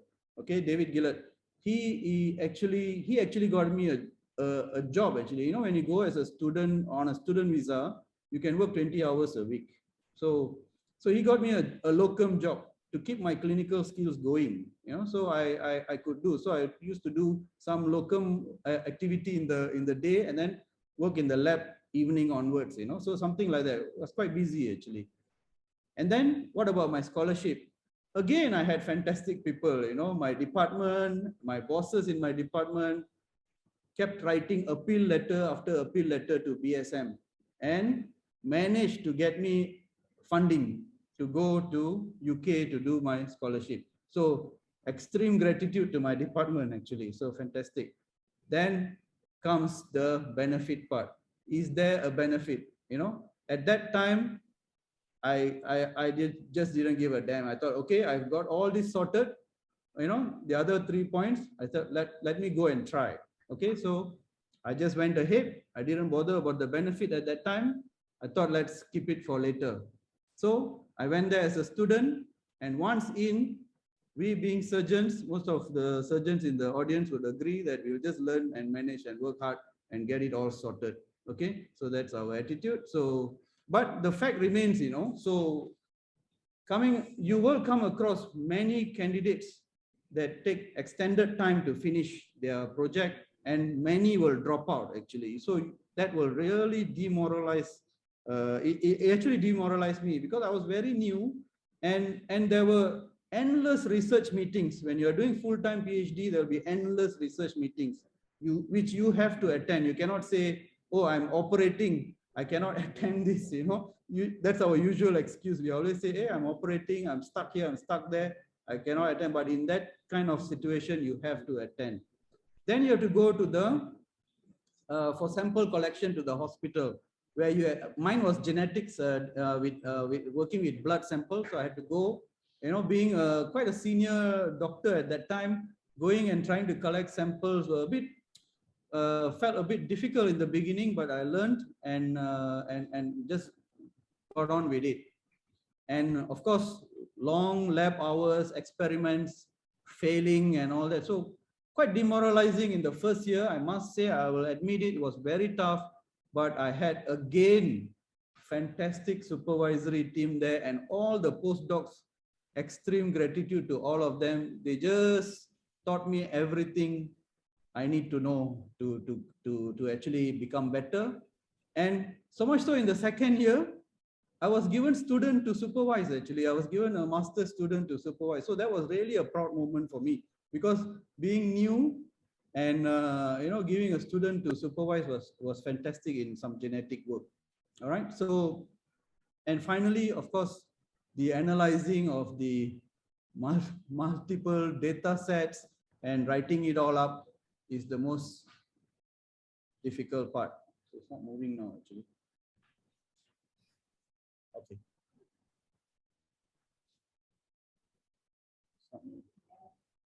Okay, so that brings me as a student to the sixth pointer, which is in Latin, but I will just say it in English. If you, when you start something, you either accomplish it or do not begin. That is the most important point.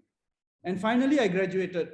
Okay, so I must say a big thank you to my wife, who actually sacrificed a lot and gave me lots of support. And without the support of the locals there, like my friend on the right of me, and my neighbor auntie, who actually gave me free accommodation for almost 1 year after my wife left to come back and start working. So fantastic people there to help me actually, which made it all very, very pleasant.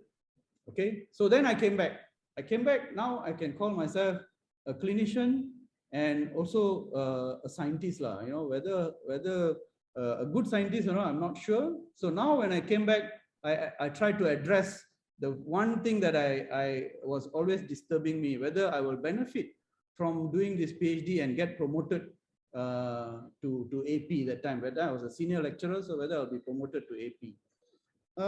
To be honest with you, I think maybe somebody can just share this information later. Whether does it really help? I'm not sure actually. Whether it really helped. I think it helped in the background, but not really, because when you look at the check boxes, we as clinical masters, and we have postgraduate degrees and all, we actually fulfill the criteria without even a PhD. But maybe in the background it might help, and also might help in the future promotions that are coming.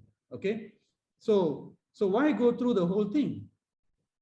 I must say again I want to be honest that fulfilling this PhD, it gave me immense personal satisfaction. It was just personal satisfaction. Fantastic to have the suffix PhD at the end of the name. That was really fantastic. And also being the first urologist with a PhD was really, really very satisfying for me. And that's why I actually went ahead and did this.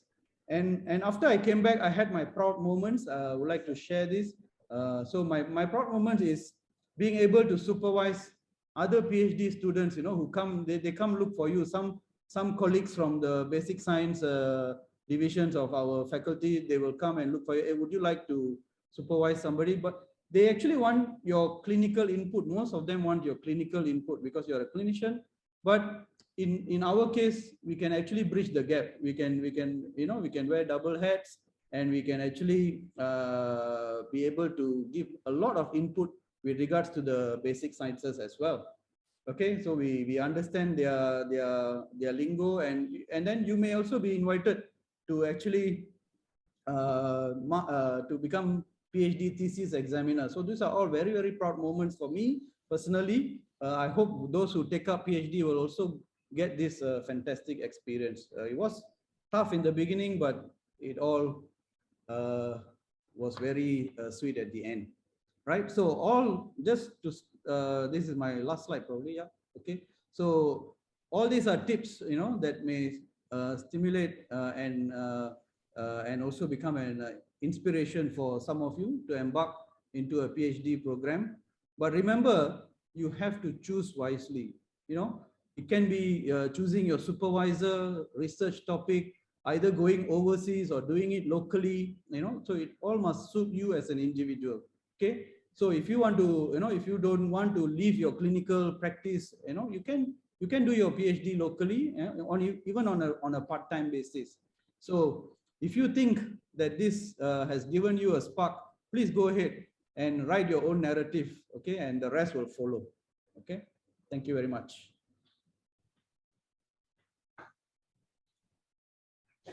Thank you very much, Prof. Shankar. Prof. Shankar actually started a little bit pessimistically, but then obviously if you followed the lecture, you can see that he ended the lecture quite on a high note. So it's very obvious from what he said, he enjoyed the whole journey despite whatever he said in the beginning.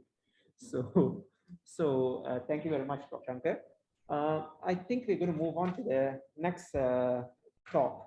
Again, another distinguished panelist who is probably not familiar to almost anybody in UM, Faculty of Medicine at least, Professor Tan Mau Pin, who is a very extremely productive clinician and a scientist, and who has supervised numerous PhD and master students. She's going to be sharing with us about how to submit your doctorate, how to submit your thesis. I wouldn't say early, but on time. So, Prof. Mopin, it's yours. Please go ahead. Okay, thanks very much. I'm always very optimistic. If you aim to submit early, then you might actually submit on time. So that's why I said submit your thesis early. Okay, so whoops. Yeah, it's frozen a bit. Okay, right. So I just tell you a bit about myself first. Yeah. So I'm actually a University of Nottingham product. And so in the University of Nottingham, we actually all do, as part of our program, a Bachelor of Medical Science at third year. And then we graduate with a BMBS, it's called Bachelor of Medicine and Bachelor of Surgery, because Nottingham just wants to be a little bit different and modern, So then I did my pre-registration house officer post in Derby City Hospital, and then proceeded to kind of fast track to SHO rotation, Nottingham City Hospital, got my MRCP at the first attempt. And then before I knew it, I was already on the geriatric training on a geriatric training path, and by obtaining a national training number in the north for the northeast of England. It all happened in a flash, and basically it was only towards the end of my geriatrics training I finally actually managed to start a research training, start my research training by actually undergoing a postgraduate Doctorate of Medicine degree at the University of Newcastle. Okay, so personal life doesn't go on hold for anything in my books and in my life. So it all happened at the same time, and you can't plan for most things. As it happened, I got married, and when I was in the second year of my geriatrics training, and then I now have 2 kids. But when I embarked on the doctorate degree, I actually only had one kid. And my parents are now around in their 80s. So it was several years ago. So they were already in the older age group when I started doing all this stuff. Okay, I'm a slight fitness enthusiast. I do run 4 times a week, and I make sure I do the 10K on the Sunday. I love gardening and I enjoy playing the piano. So that kind of that life is there, and I work very hard to maintain that life, and that is my priority in life. So why a research degree? It seems a bit crazy for someone who I would say is family-centric and wants a balance in life to actually pursue a research degree. Is that crazy? Well, actually, I was hoping for a break from clinical medicine. I don't know much about training to be a specialist in Malaysia, but it was rather hard in UK, and there was like on calls all the time, literally, and it was not very conducive for family life. And so a lot of women actually take time off for research so that we can actually have 1 year of that to count towards our training. That's number one. And then number two is it gives you a break, more flexible time with the family. It will slow down your training because only 1 year is counted, the rest of it won't be counted. And then I've always dreamt of becoming a clinical academic because I talk a lot and I love finding out things. So even throughout my clinical training, I actually did research and I presented at meetings and had a couple of publications already. And I was always inquisitive, loved reading a lot, loved writing. But one of the main drivers is perhaps knowing that we, as a doctor, we actually don't cure that many things. And being able to understand how treatment is actually developed and to actually have to actually know how we can answer new questions in clinical medicine really kind of piqued my fancy. But why an MD rather than PhD? I think I have the same issue as Prof. Aisha. I already had a family and I couldn't devote a whole 3 years to actually getting a research degree. So the MD was the obvious one. But there was another reason. Okay, so it was a 2-year full-time research because there was no option of working while doing it while having a family and having to travel back to Malaysia twice a week to kind of clear up the house, sort out a few financial things, and then fly back to the UK again because I was actually a distant child. And then I managed to get the full-time off because this was all funded by a fellowship from the Dunhill Medical Trust joint college and the joint fellowship from Dental Medical Trust and Royal College of Physicians, and therefore I didn't have to worry about not getting paid while I took that time off, and it allowed me to not have to do locums, so no on calls, and I only did 1 clinic a week. That was for free for the falls and syncope service in the RBI at Newcastle, just to keep my skills up because I might be skilled otherwise. I did submit my MD early, 1 year and 10 months. But that was a trick to submit things this early. Okay, so and in the end, I published 9 papers from that thesis, and I lost count how many posters and oral presentations I did. And I also produced a baby boy in the process, and that's why it's 1 year and 10 months, because I took 6 months off my MD to actually have this baby boy, and then after that had to apply for early submission because my MD time was only 1 year 10 months, and I didn't want to be not submitted when I went back to clinical work, so I actually had to apply for early submission, get it all in, do my viva before I went back to clinical work. But my supervisor was a bit slow, so I only ended up doing the viva quite many months later.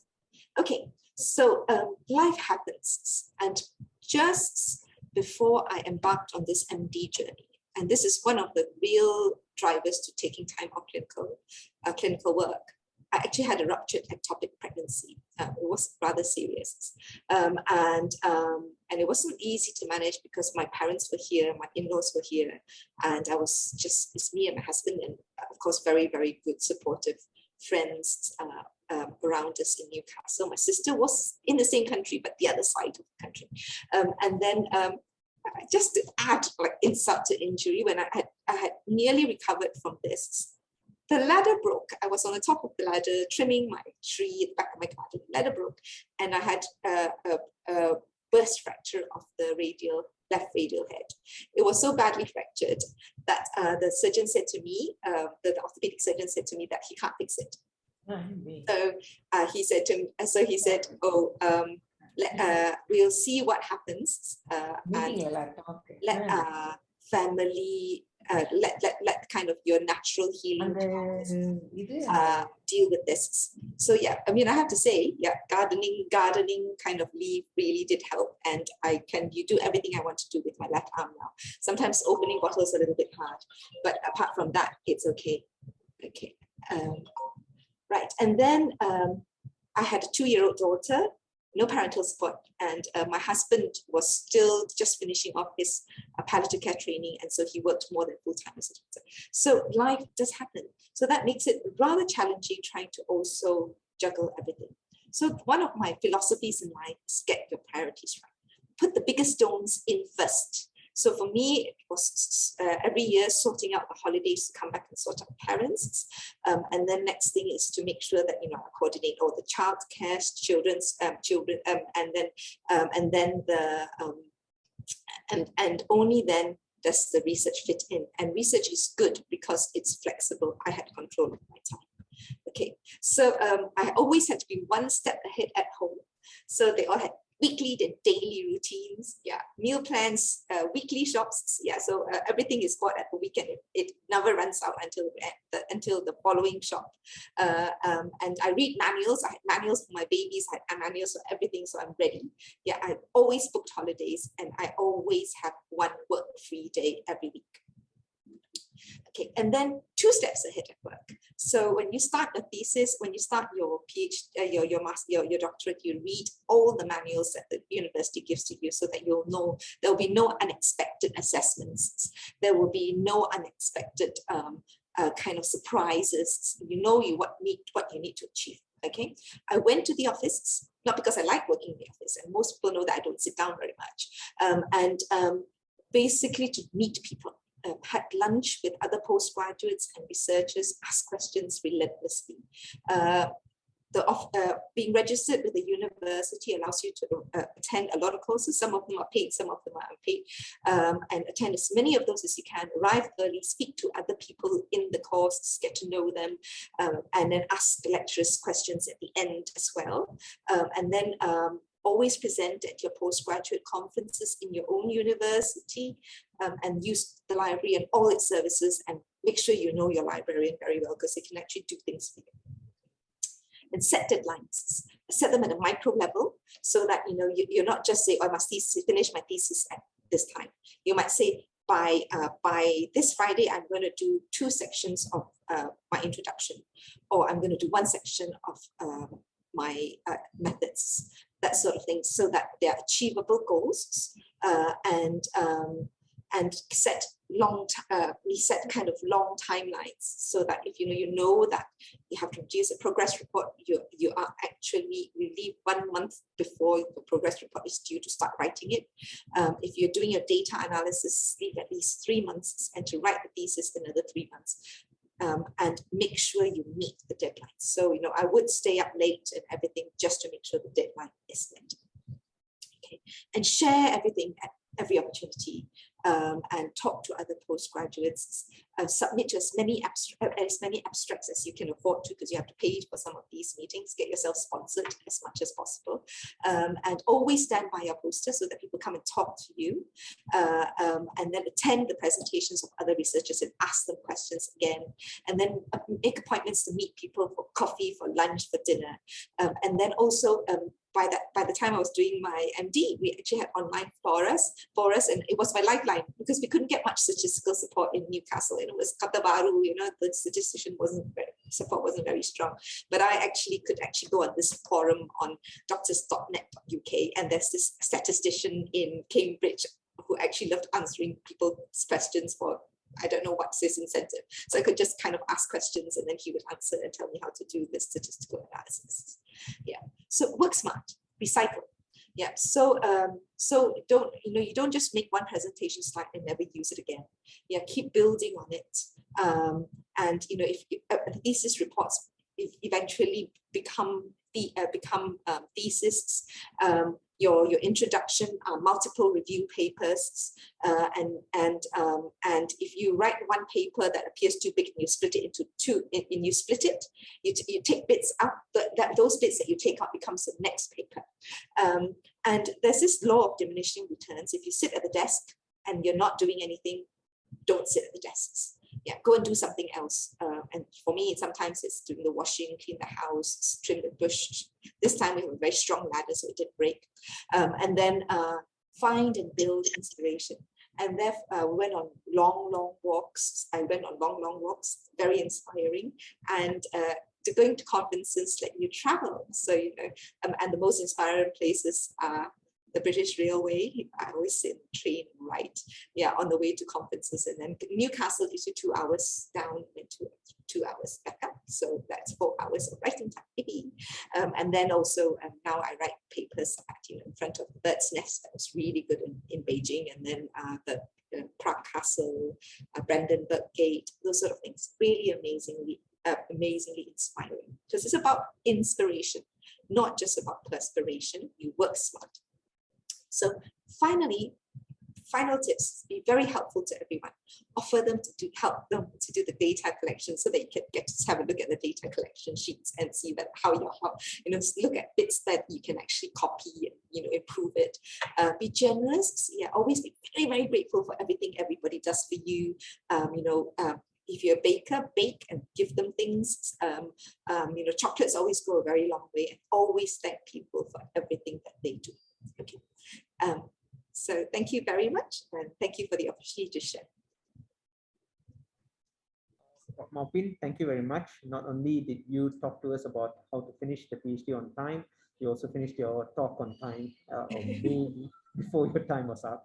So thank you. That was very good, because you told us what you did to make things easier. Because we heard quite a lot of the hardships of doing a PhD. And you told us how to make things a little bit better, a little bit doable. So thank you very much. I hope you can stay for the short forum question and answer later. We just have one more talk after this. And this is going to be a very technical talk. Encik Mardi, our Deputy Dean of Postgraduate Studies, who is actually going to be the main person who actually helps you with the paperwork. Or at least the boss in charge of the paperwork. So he's going to be talking to us about how we can get the paperwork done, because this is usually one of the biggest stumbling blocks, getting the paperwork done. So he's going to help us share with us how we can do this and how we can make the whole process smoother and easier. Mr. Mardi, to you now. Thank you. Okay, terima kasih Prof. Evan. Thank you so much. Okay, Assalamualaikum, salam sejahtera. And very good afternoon to Prof. April and to all of you. So first of all, I would like to say thank you, especially to the Department of Surgery, Prof. Ong, Prof. Evan, and especially Dr. Gauri for organizing and inviting me in this afternoon session. So my name is Mardi. I am from the Deputy Dean's Postgraduate Office. I'm reporting under Prof. Shahrul. So for this afternoon, I will share some information about the enrollment in administrative process for a doctorate degree at the university. Okay, doctoral program offered. As mentioned by our speaker earlier, we do offer a PhD program, which is a conventional PhD and PhD by prior publication in Doctor of Medicine. And I believe Dr. Gauri has also mentioned the difference between PhD program and Doctor of Medicine. But for this slide, I would like to inform you regarding the duration of the program. So for conventional PhD, the minimum duration period is 4 semesters and maximum 12 semesters. PhD by prior publication, minimum 6 months and maximum 24 months. And Doctor of Medicine, the duration minimum is 4 semesters and maximum 10 semesters. Okay, for entry requirements, in general, the applicants must have master's qualification or equivalent to apply for a doctoral program. However, for PhD by prior publication, there is additional requirement as stated in the guidelines. Actually, Prof. Vicky just now did mention about the requirements, but just to let you know, to inform you, there is a latest or current guidelines which is just recently approved by Senate on 30 September 2021. So the name of the new guideline is, wait, yeah, I show you. This one, Garis Panduan Kemasukan ke Program Kedoktoran secara penyelidikan melalui penerbitan terdahulu atau retrospektif Universiti Malaya. So this is the the current guidelines. So I hope for those who wish to continue or pursue your PhD program by prior publication, I hope you can refer to this guideline. Basically, this guideline is accessible at UN portal, or you can also send an email to me if you need this guideline. So the most important about this guideline is the candidates, calon tidak boleh mempunyai apa-apa kelayakan ijazah kedoktoran dari universiti atau universiti lain dalam bidang pendidikan yang sama. So which means if you have already your doctoral qualification in the same field, you can apply for this program. Okay. So for program application, all application must be submitted online via e-application at apply.um.edu.my through Maya portal.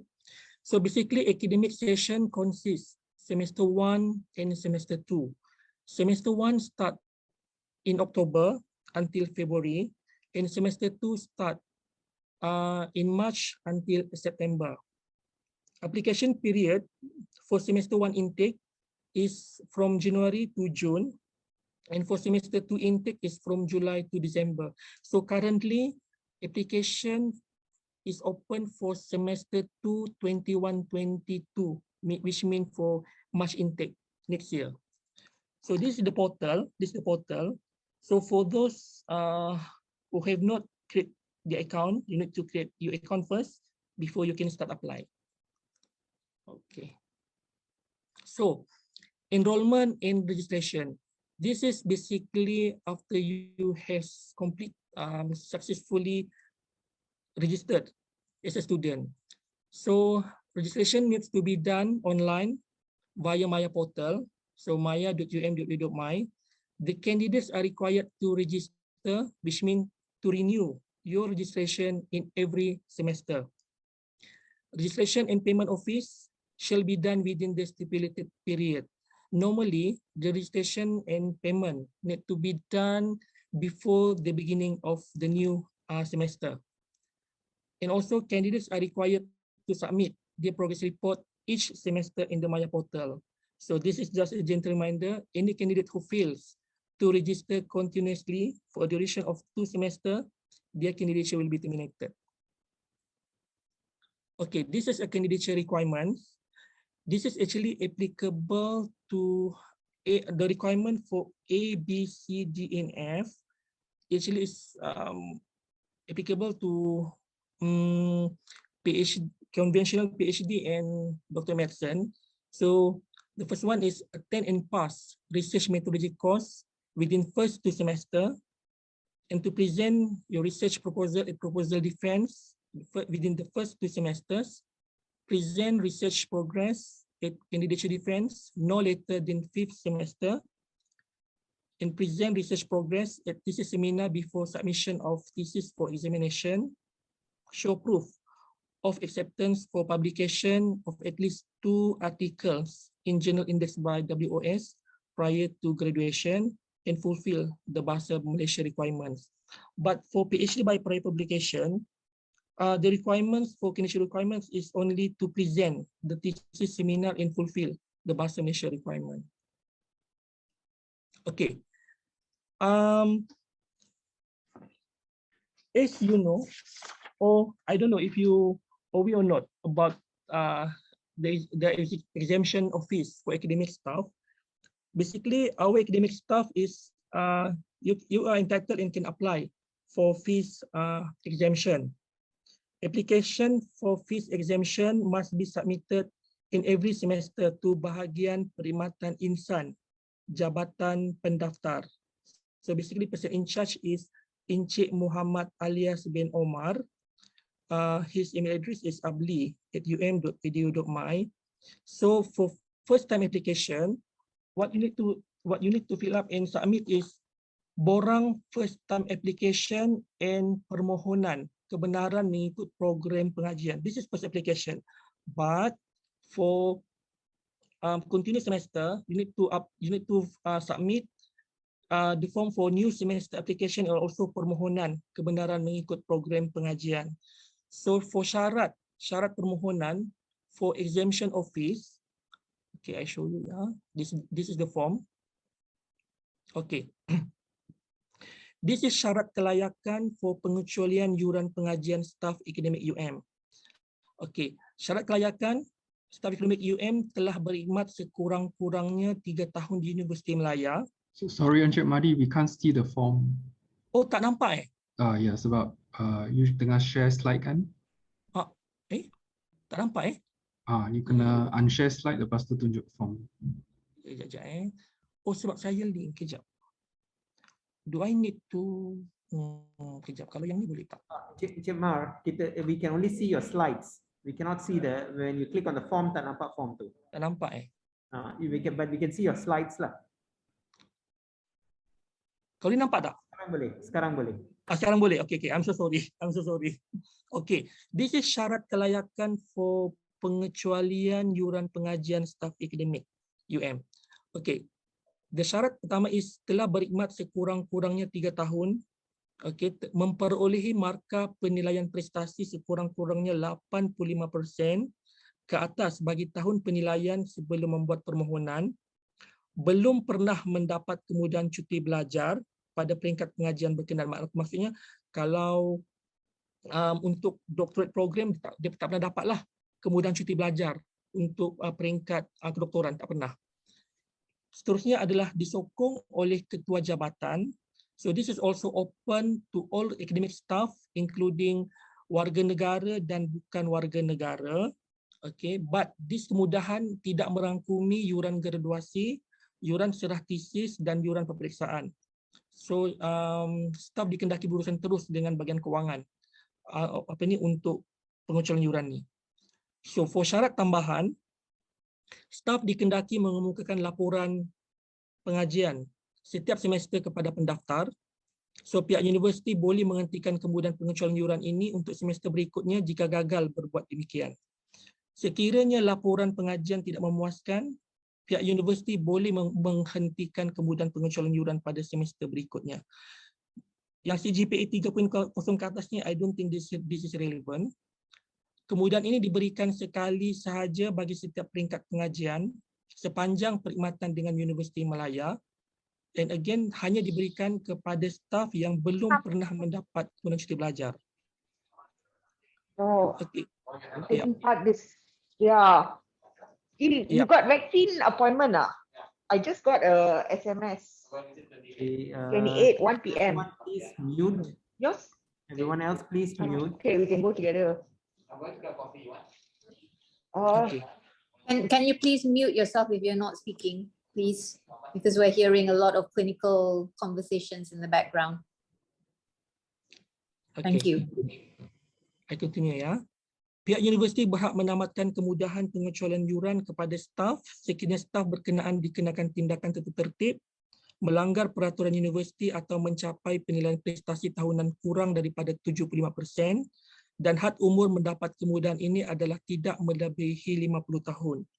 Just to inform you, sekiranya ada beberapa requirement dekat sini yang tidak fulfill, contohnya lah, ada mungkin syarat umur yang dah lebih 50 tahun, actually we still can appeal to the Deputy Vice Chancellor Academic and International. Kita masih boleh appeal. Okay. So this is the form, ya.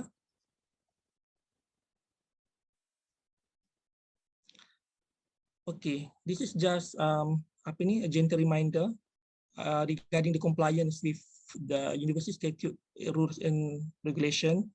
So all postgraduate candidates shall be subjected to the University and University College Act, Amendment 2009, the Constitution of University of Malaya, the University of Malaya Discipline of Students Rules 1999, the University of Malaya Doctoral Degree Rules and Regulation 2019, and also Faculty Postgraduate Handbook. So this is our contact details. So if you need more information or need more assistance, please don't hesitate to contact me or my staff.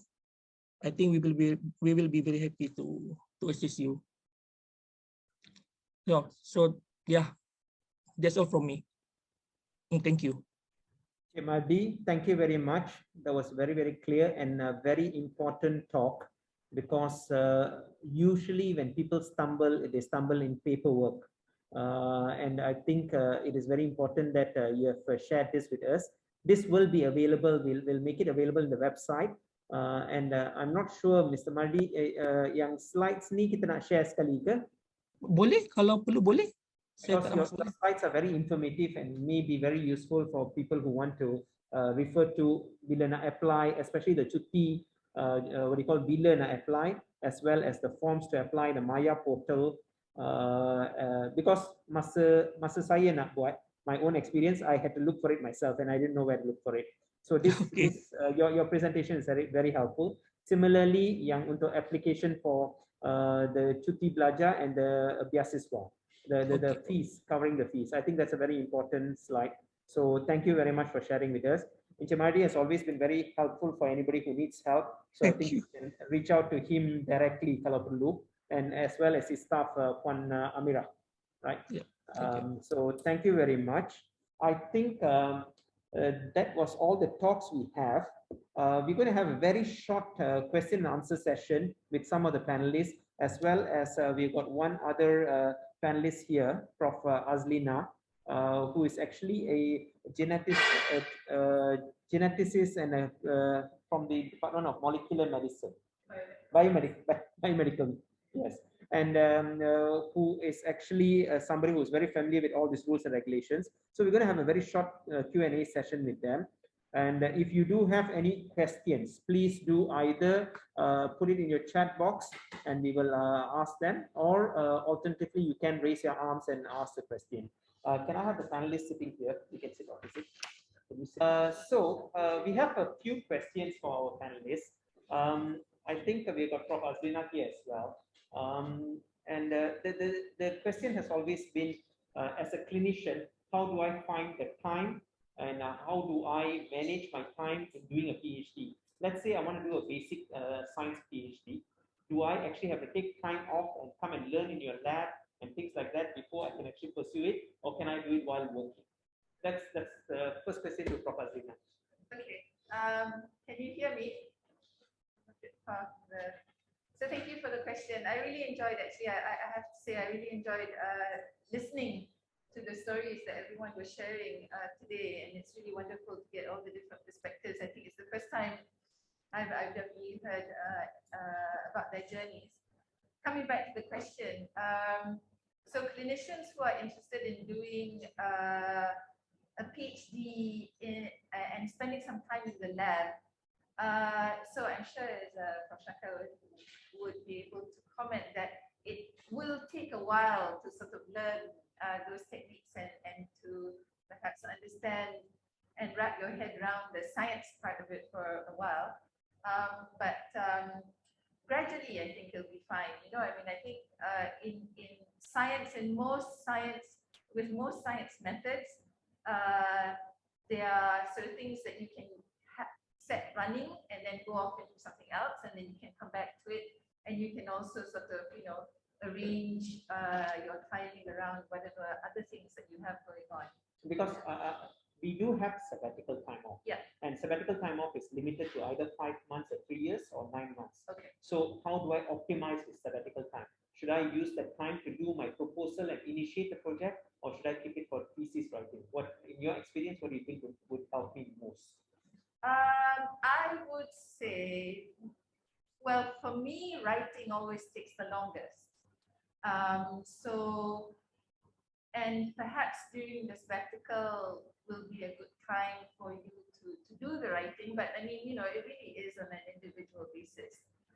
If you can't find any other time, or the project is such that you need to spend a lot of time in the lab or off-site somewhere, then you can make use of this sabbatical time, definitely. So it really depends on the project and where you're doing it, and any prior knowledge that you have about those techniques before you actually start the project, then that would definitely be helpful. Thank you, Dr. Zainab. My next question to Prof. Shankar. You actually did a basic clinical PhD. You moved from surgery to basic clinical, then you came back to surgery. How did you manage? I mean, the worry for a surgeon or for any clinician for the matter is losing clinical touch and then coming back and struggling. There's always that worry. So how did you manage that, and how did you minimize the impact of taking time off?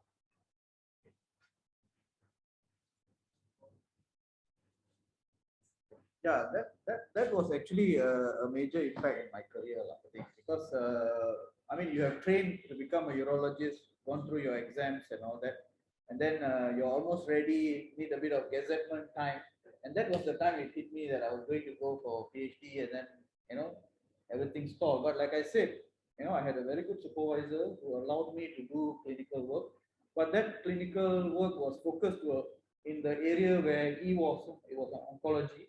So the oncology work was still going on because on a local basis. I used to go and cover this and all that. Some endourology skill was a bit weaker, but when I came back, it just caught up. So I think maybe we already crossed the learning curve already. So a short period of not doing these procedures. But you're talking about taking off 3 years. Do you think clinicians can take off 3 years of their time? I think I would. For that question, I would like to go back to the previous question that you asked. Actually, if you are doing a lab-based PhD, I think for the lab part you need to take time off, because that was a very stressful period for me personally. So that was, I think, if I were doing part clinical work and part lab work, it would have been really tough.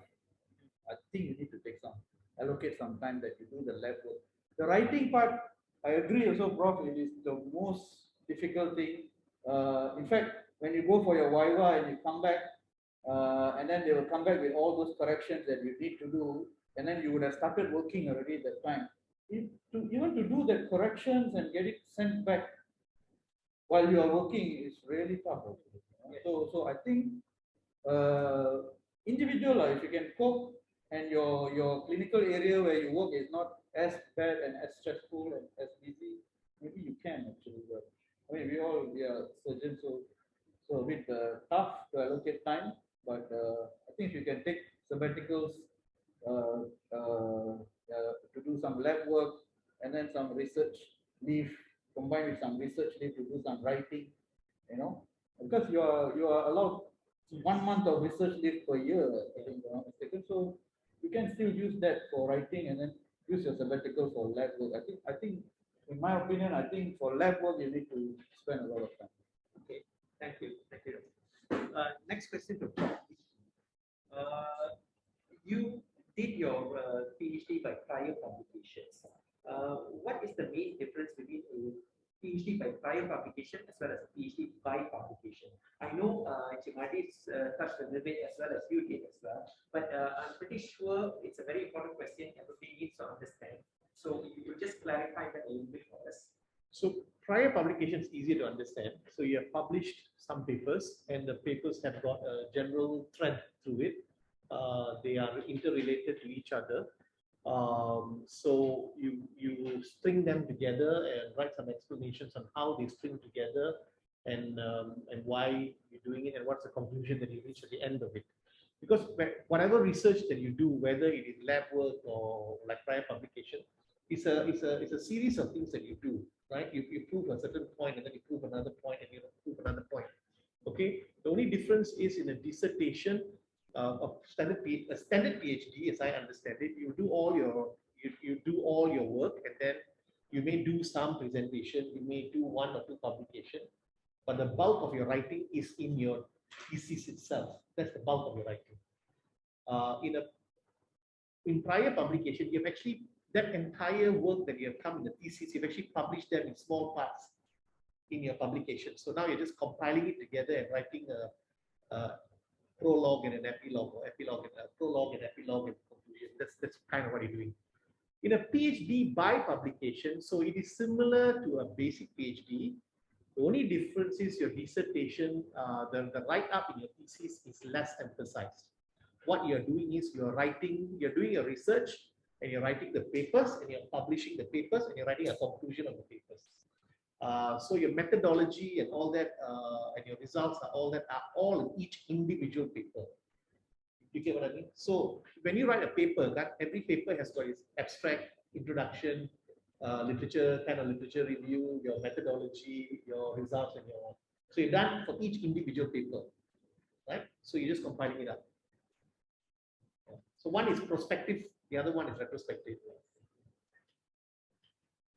Yeah, so one is prospective, the other one you already plan, so you do it by publication. You're going to end up actually doing prospective, so you can't have an idea of what each paper should look like, and so you find it's easy to plan it that way. Prior, you end up having to figure out a way to retrospectively draw whatever we publish. Is Prof. Tak still there? Prof. Tak? Yes, I am. Yeah. So, when we talk about research and all, we do a lot of research with the master students and things like that. Can we use those papers for prior publication or by publication? What do you think? Okay, that's a bit contentious. Yeah, so I think it's entirely up to the university whether they would accept this that paper as part of the program, but it really, because at the end of the day, you should it really depends on which bit the student for the masters did. So if the student actually did all the work and actually published that paper, then you shouldn't really use that as part of your prior publication. But I think if, let's say, the student contribute and imputed a little bit to the data collection and use some of the data for the masters, and then you wrote the paper and then acknowledged the student, then it is hard to say that it shouldn't be included, because we do want to encourage that kind of collaborative research. In future, what we want to see is like 5 master students doing on a group work, and then everybody publishing on a bit of the data set. That will be a really kind of futuristic postgraduate training that we are thinking about. Yeah, Actually, the university is quite clear on this. It does say that you cannot do any paper, that you cannot use any paper that has been used by your student. Okay. Now, having said that, my 7th paper was the paper used by my own PhD student, but the idea was mine, and that's how it was done. And I didn't need the 7th paper. The 7th paper was just for me, because for my own interest, I wanted to close the loop, and it is mentioned there in the PhD. Okay, but that's just purely to close the loop. But there was more than enough papers to qualify the whole thing.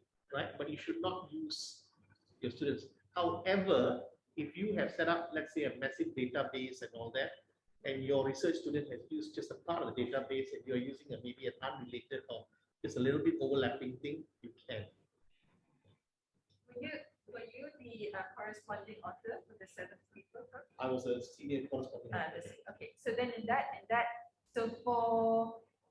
so by prior publication, the candidate needs to be what the university calls the main author. So either the first author or the corresponding author.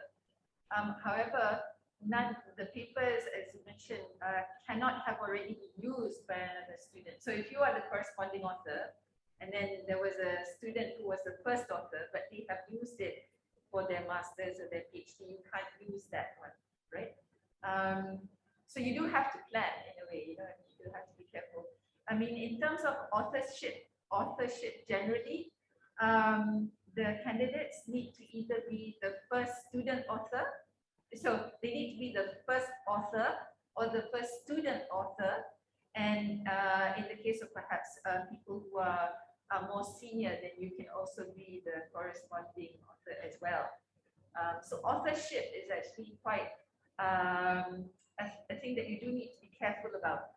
And when the candidates submit the publication to be verified at the faculty level, then we do look at all these things.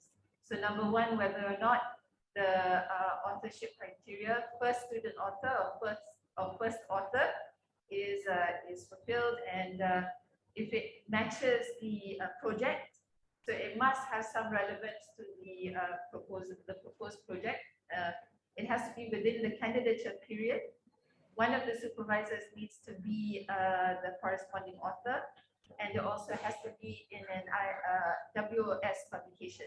So at the moment, the university does accept either full research articles or reviews. But we don't recommend, we're not allowed to accept case reports or letters to editors or short communications or any proceedings.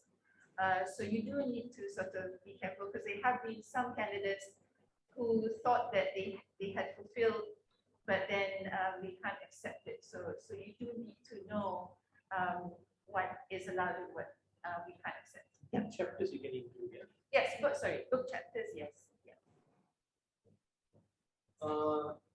I think we're coming to the tail end of this talk. Is Prof.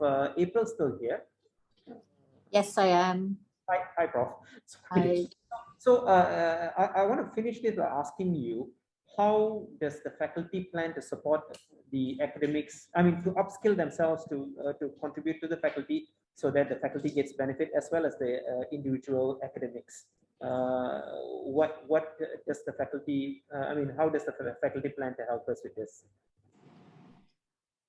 So actually, the faculty already provides or makes available many resources that can assist staff as well as students to conduct research, but also to complete the higher degrees of learning. The issue is that the staff don't actually utilize those resources fully. And particularly the clinical staff, I would have to say, the preclinical staff or the non-clinical staff, seem to be much more au fait with the resources that are available. I'm not sure if it is just that the communications from, say, RESFORM or from the medical education unit or from the other units that can provide support, whether those communications are not being read, so perhaps it goes out to the um.edu.my emails, the mails, and people don't actually look at those, or whether they are ignored because it's academic, and people are more interested in reading the clinical communications.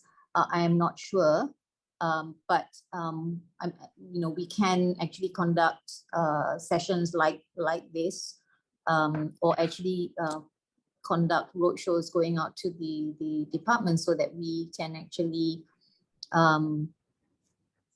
give you more direct and specific guidance on how to go about this.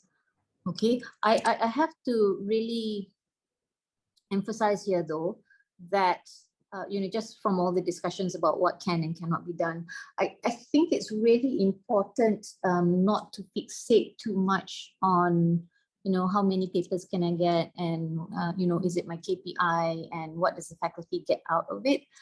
I would like to, although yes, you need to have that in the back of your mind, but at the end of the day, there is this philosophy of doing it for the right reasons, right? And that really is about the generation of new knowledge for the sake of it, right? But of course now, because we have to actually be realistic and put in all the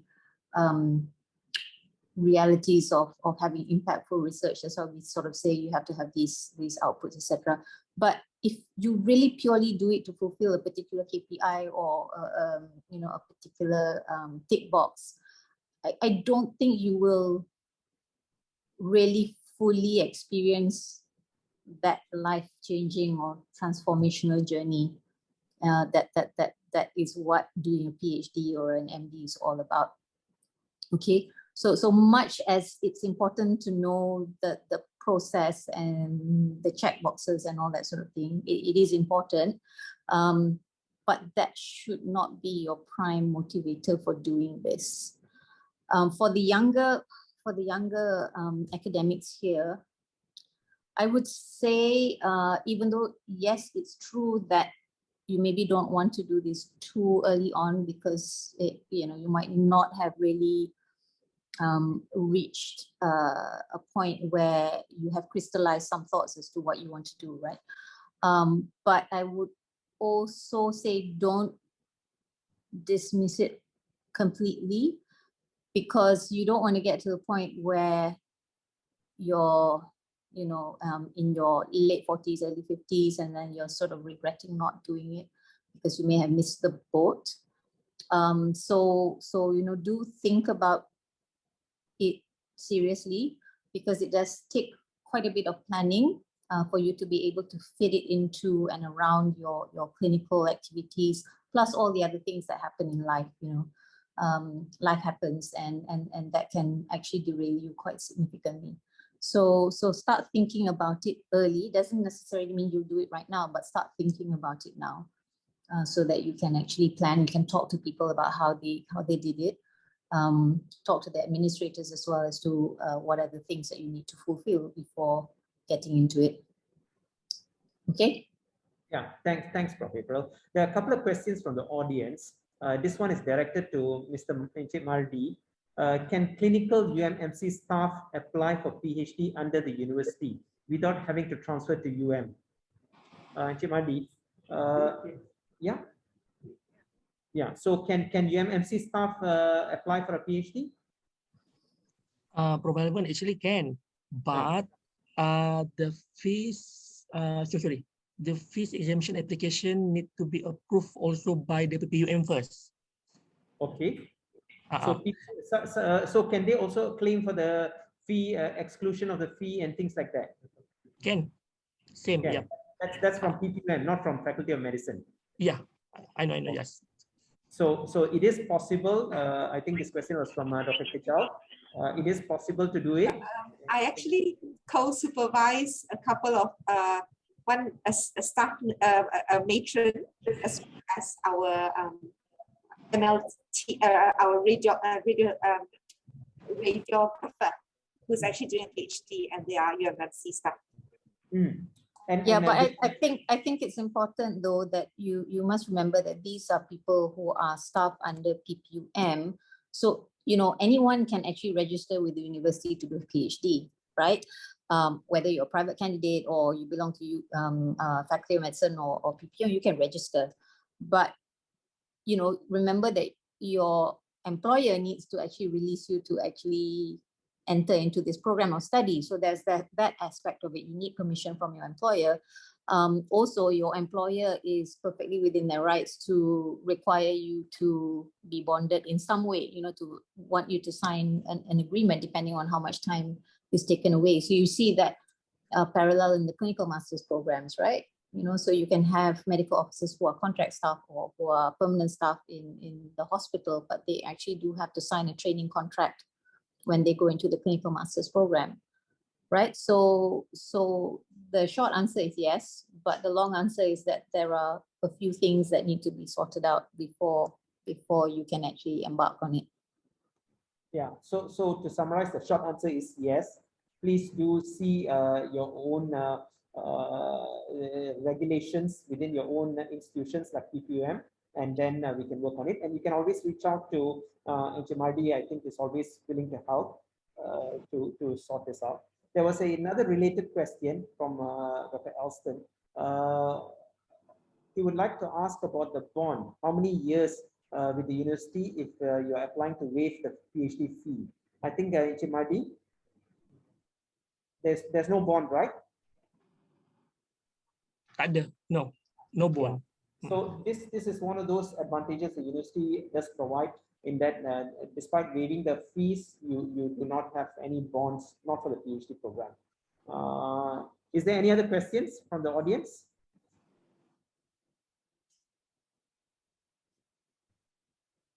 Right, if there's no question from the audience, I would like to invite Prof. Ong, who has actually helped us organize this and supported us through this whole organization, to say a few words and close this forum today. Thanks, Prof. Yeah, you can hear me well? Yeah. I'm trying this mic. Yeah, it's very noisy out there, but it started raining already. Yeah. So thanks, Vairavan and Gauri and the whole team for organizing this. I think I myself learned a lot. Actually, I want to ask a question, but I dare not ask. Meaning, how old can you do a PhD for people from Jurassic era like me? But anyway, I supervise a 50-year-old. Oh, I'm beyond that. I will have you listen. Professor Ong. Yeah. I am very young, but I got my PhD 30 years after, exactly 30 years after I graduated. Yeah. Okay. Yeah. You're a role model. Okay. So these are all not a barrier. Yeah. Okay. But when you're applying for a university grant or permission, there's an above 50, they don't give you money. Yeah. Okay. Okay. Thanks a lot. Yeah. Thanks a lot. Yeah. There's no age restriction to actually registering for a PhD. Yeah. Okay, we know of 60, 70-year-olds who have done PhDs as well. It is just the funding and the the employment benefits and all that might not apply lah. Yeah.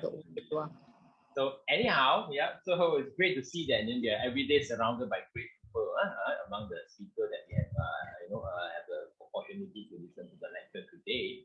For me, I just show this just like that. I mean, it's all sounds like all blood, toys, tears, and sweat. But I think at the end, the final outcome will be nice. So this is what Prof. Shankar like to say. You have to get it done if you are determined to accomplish your task. For us, the main thing is the quest of knowledge. We do that with that intention. I think many of us have that intention. That's why we work in this institution. I think probably highlighted that just for the quest of knowledge. Want to know the unknown.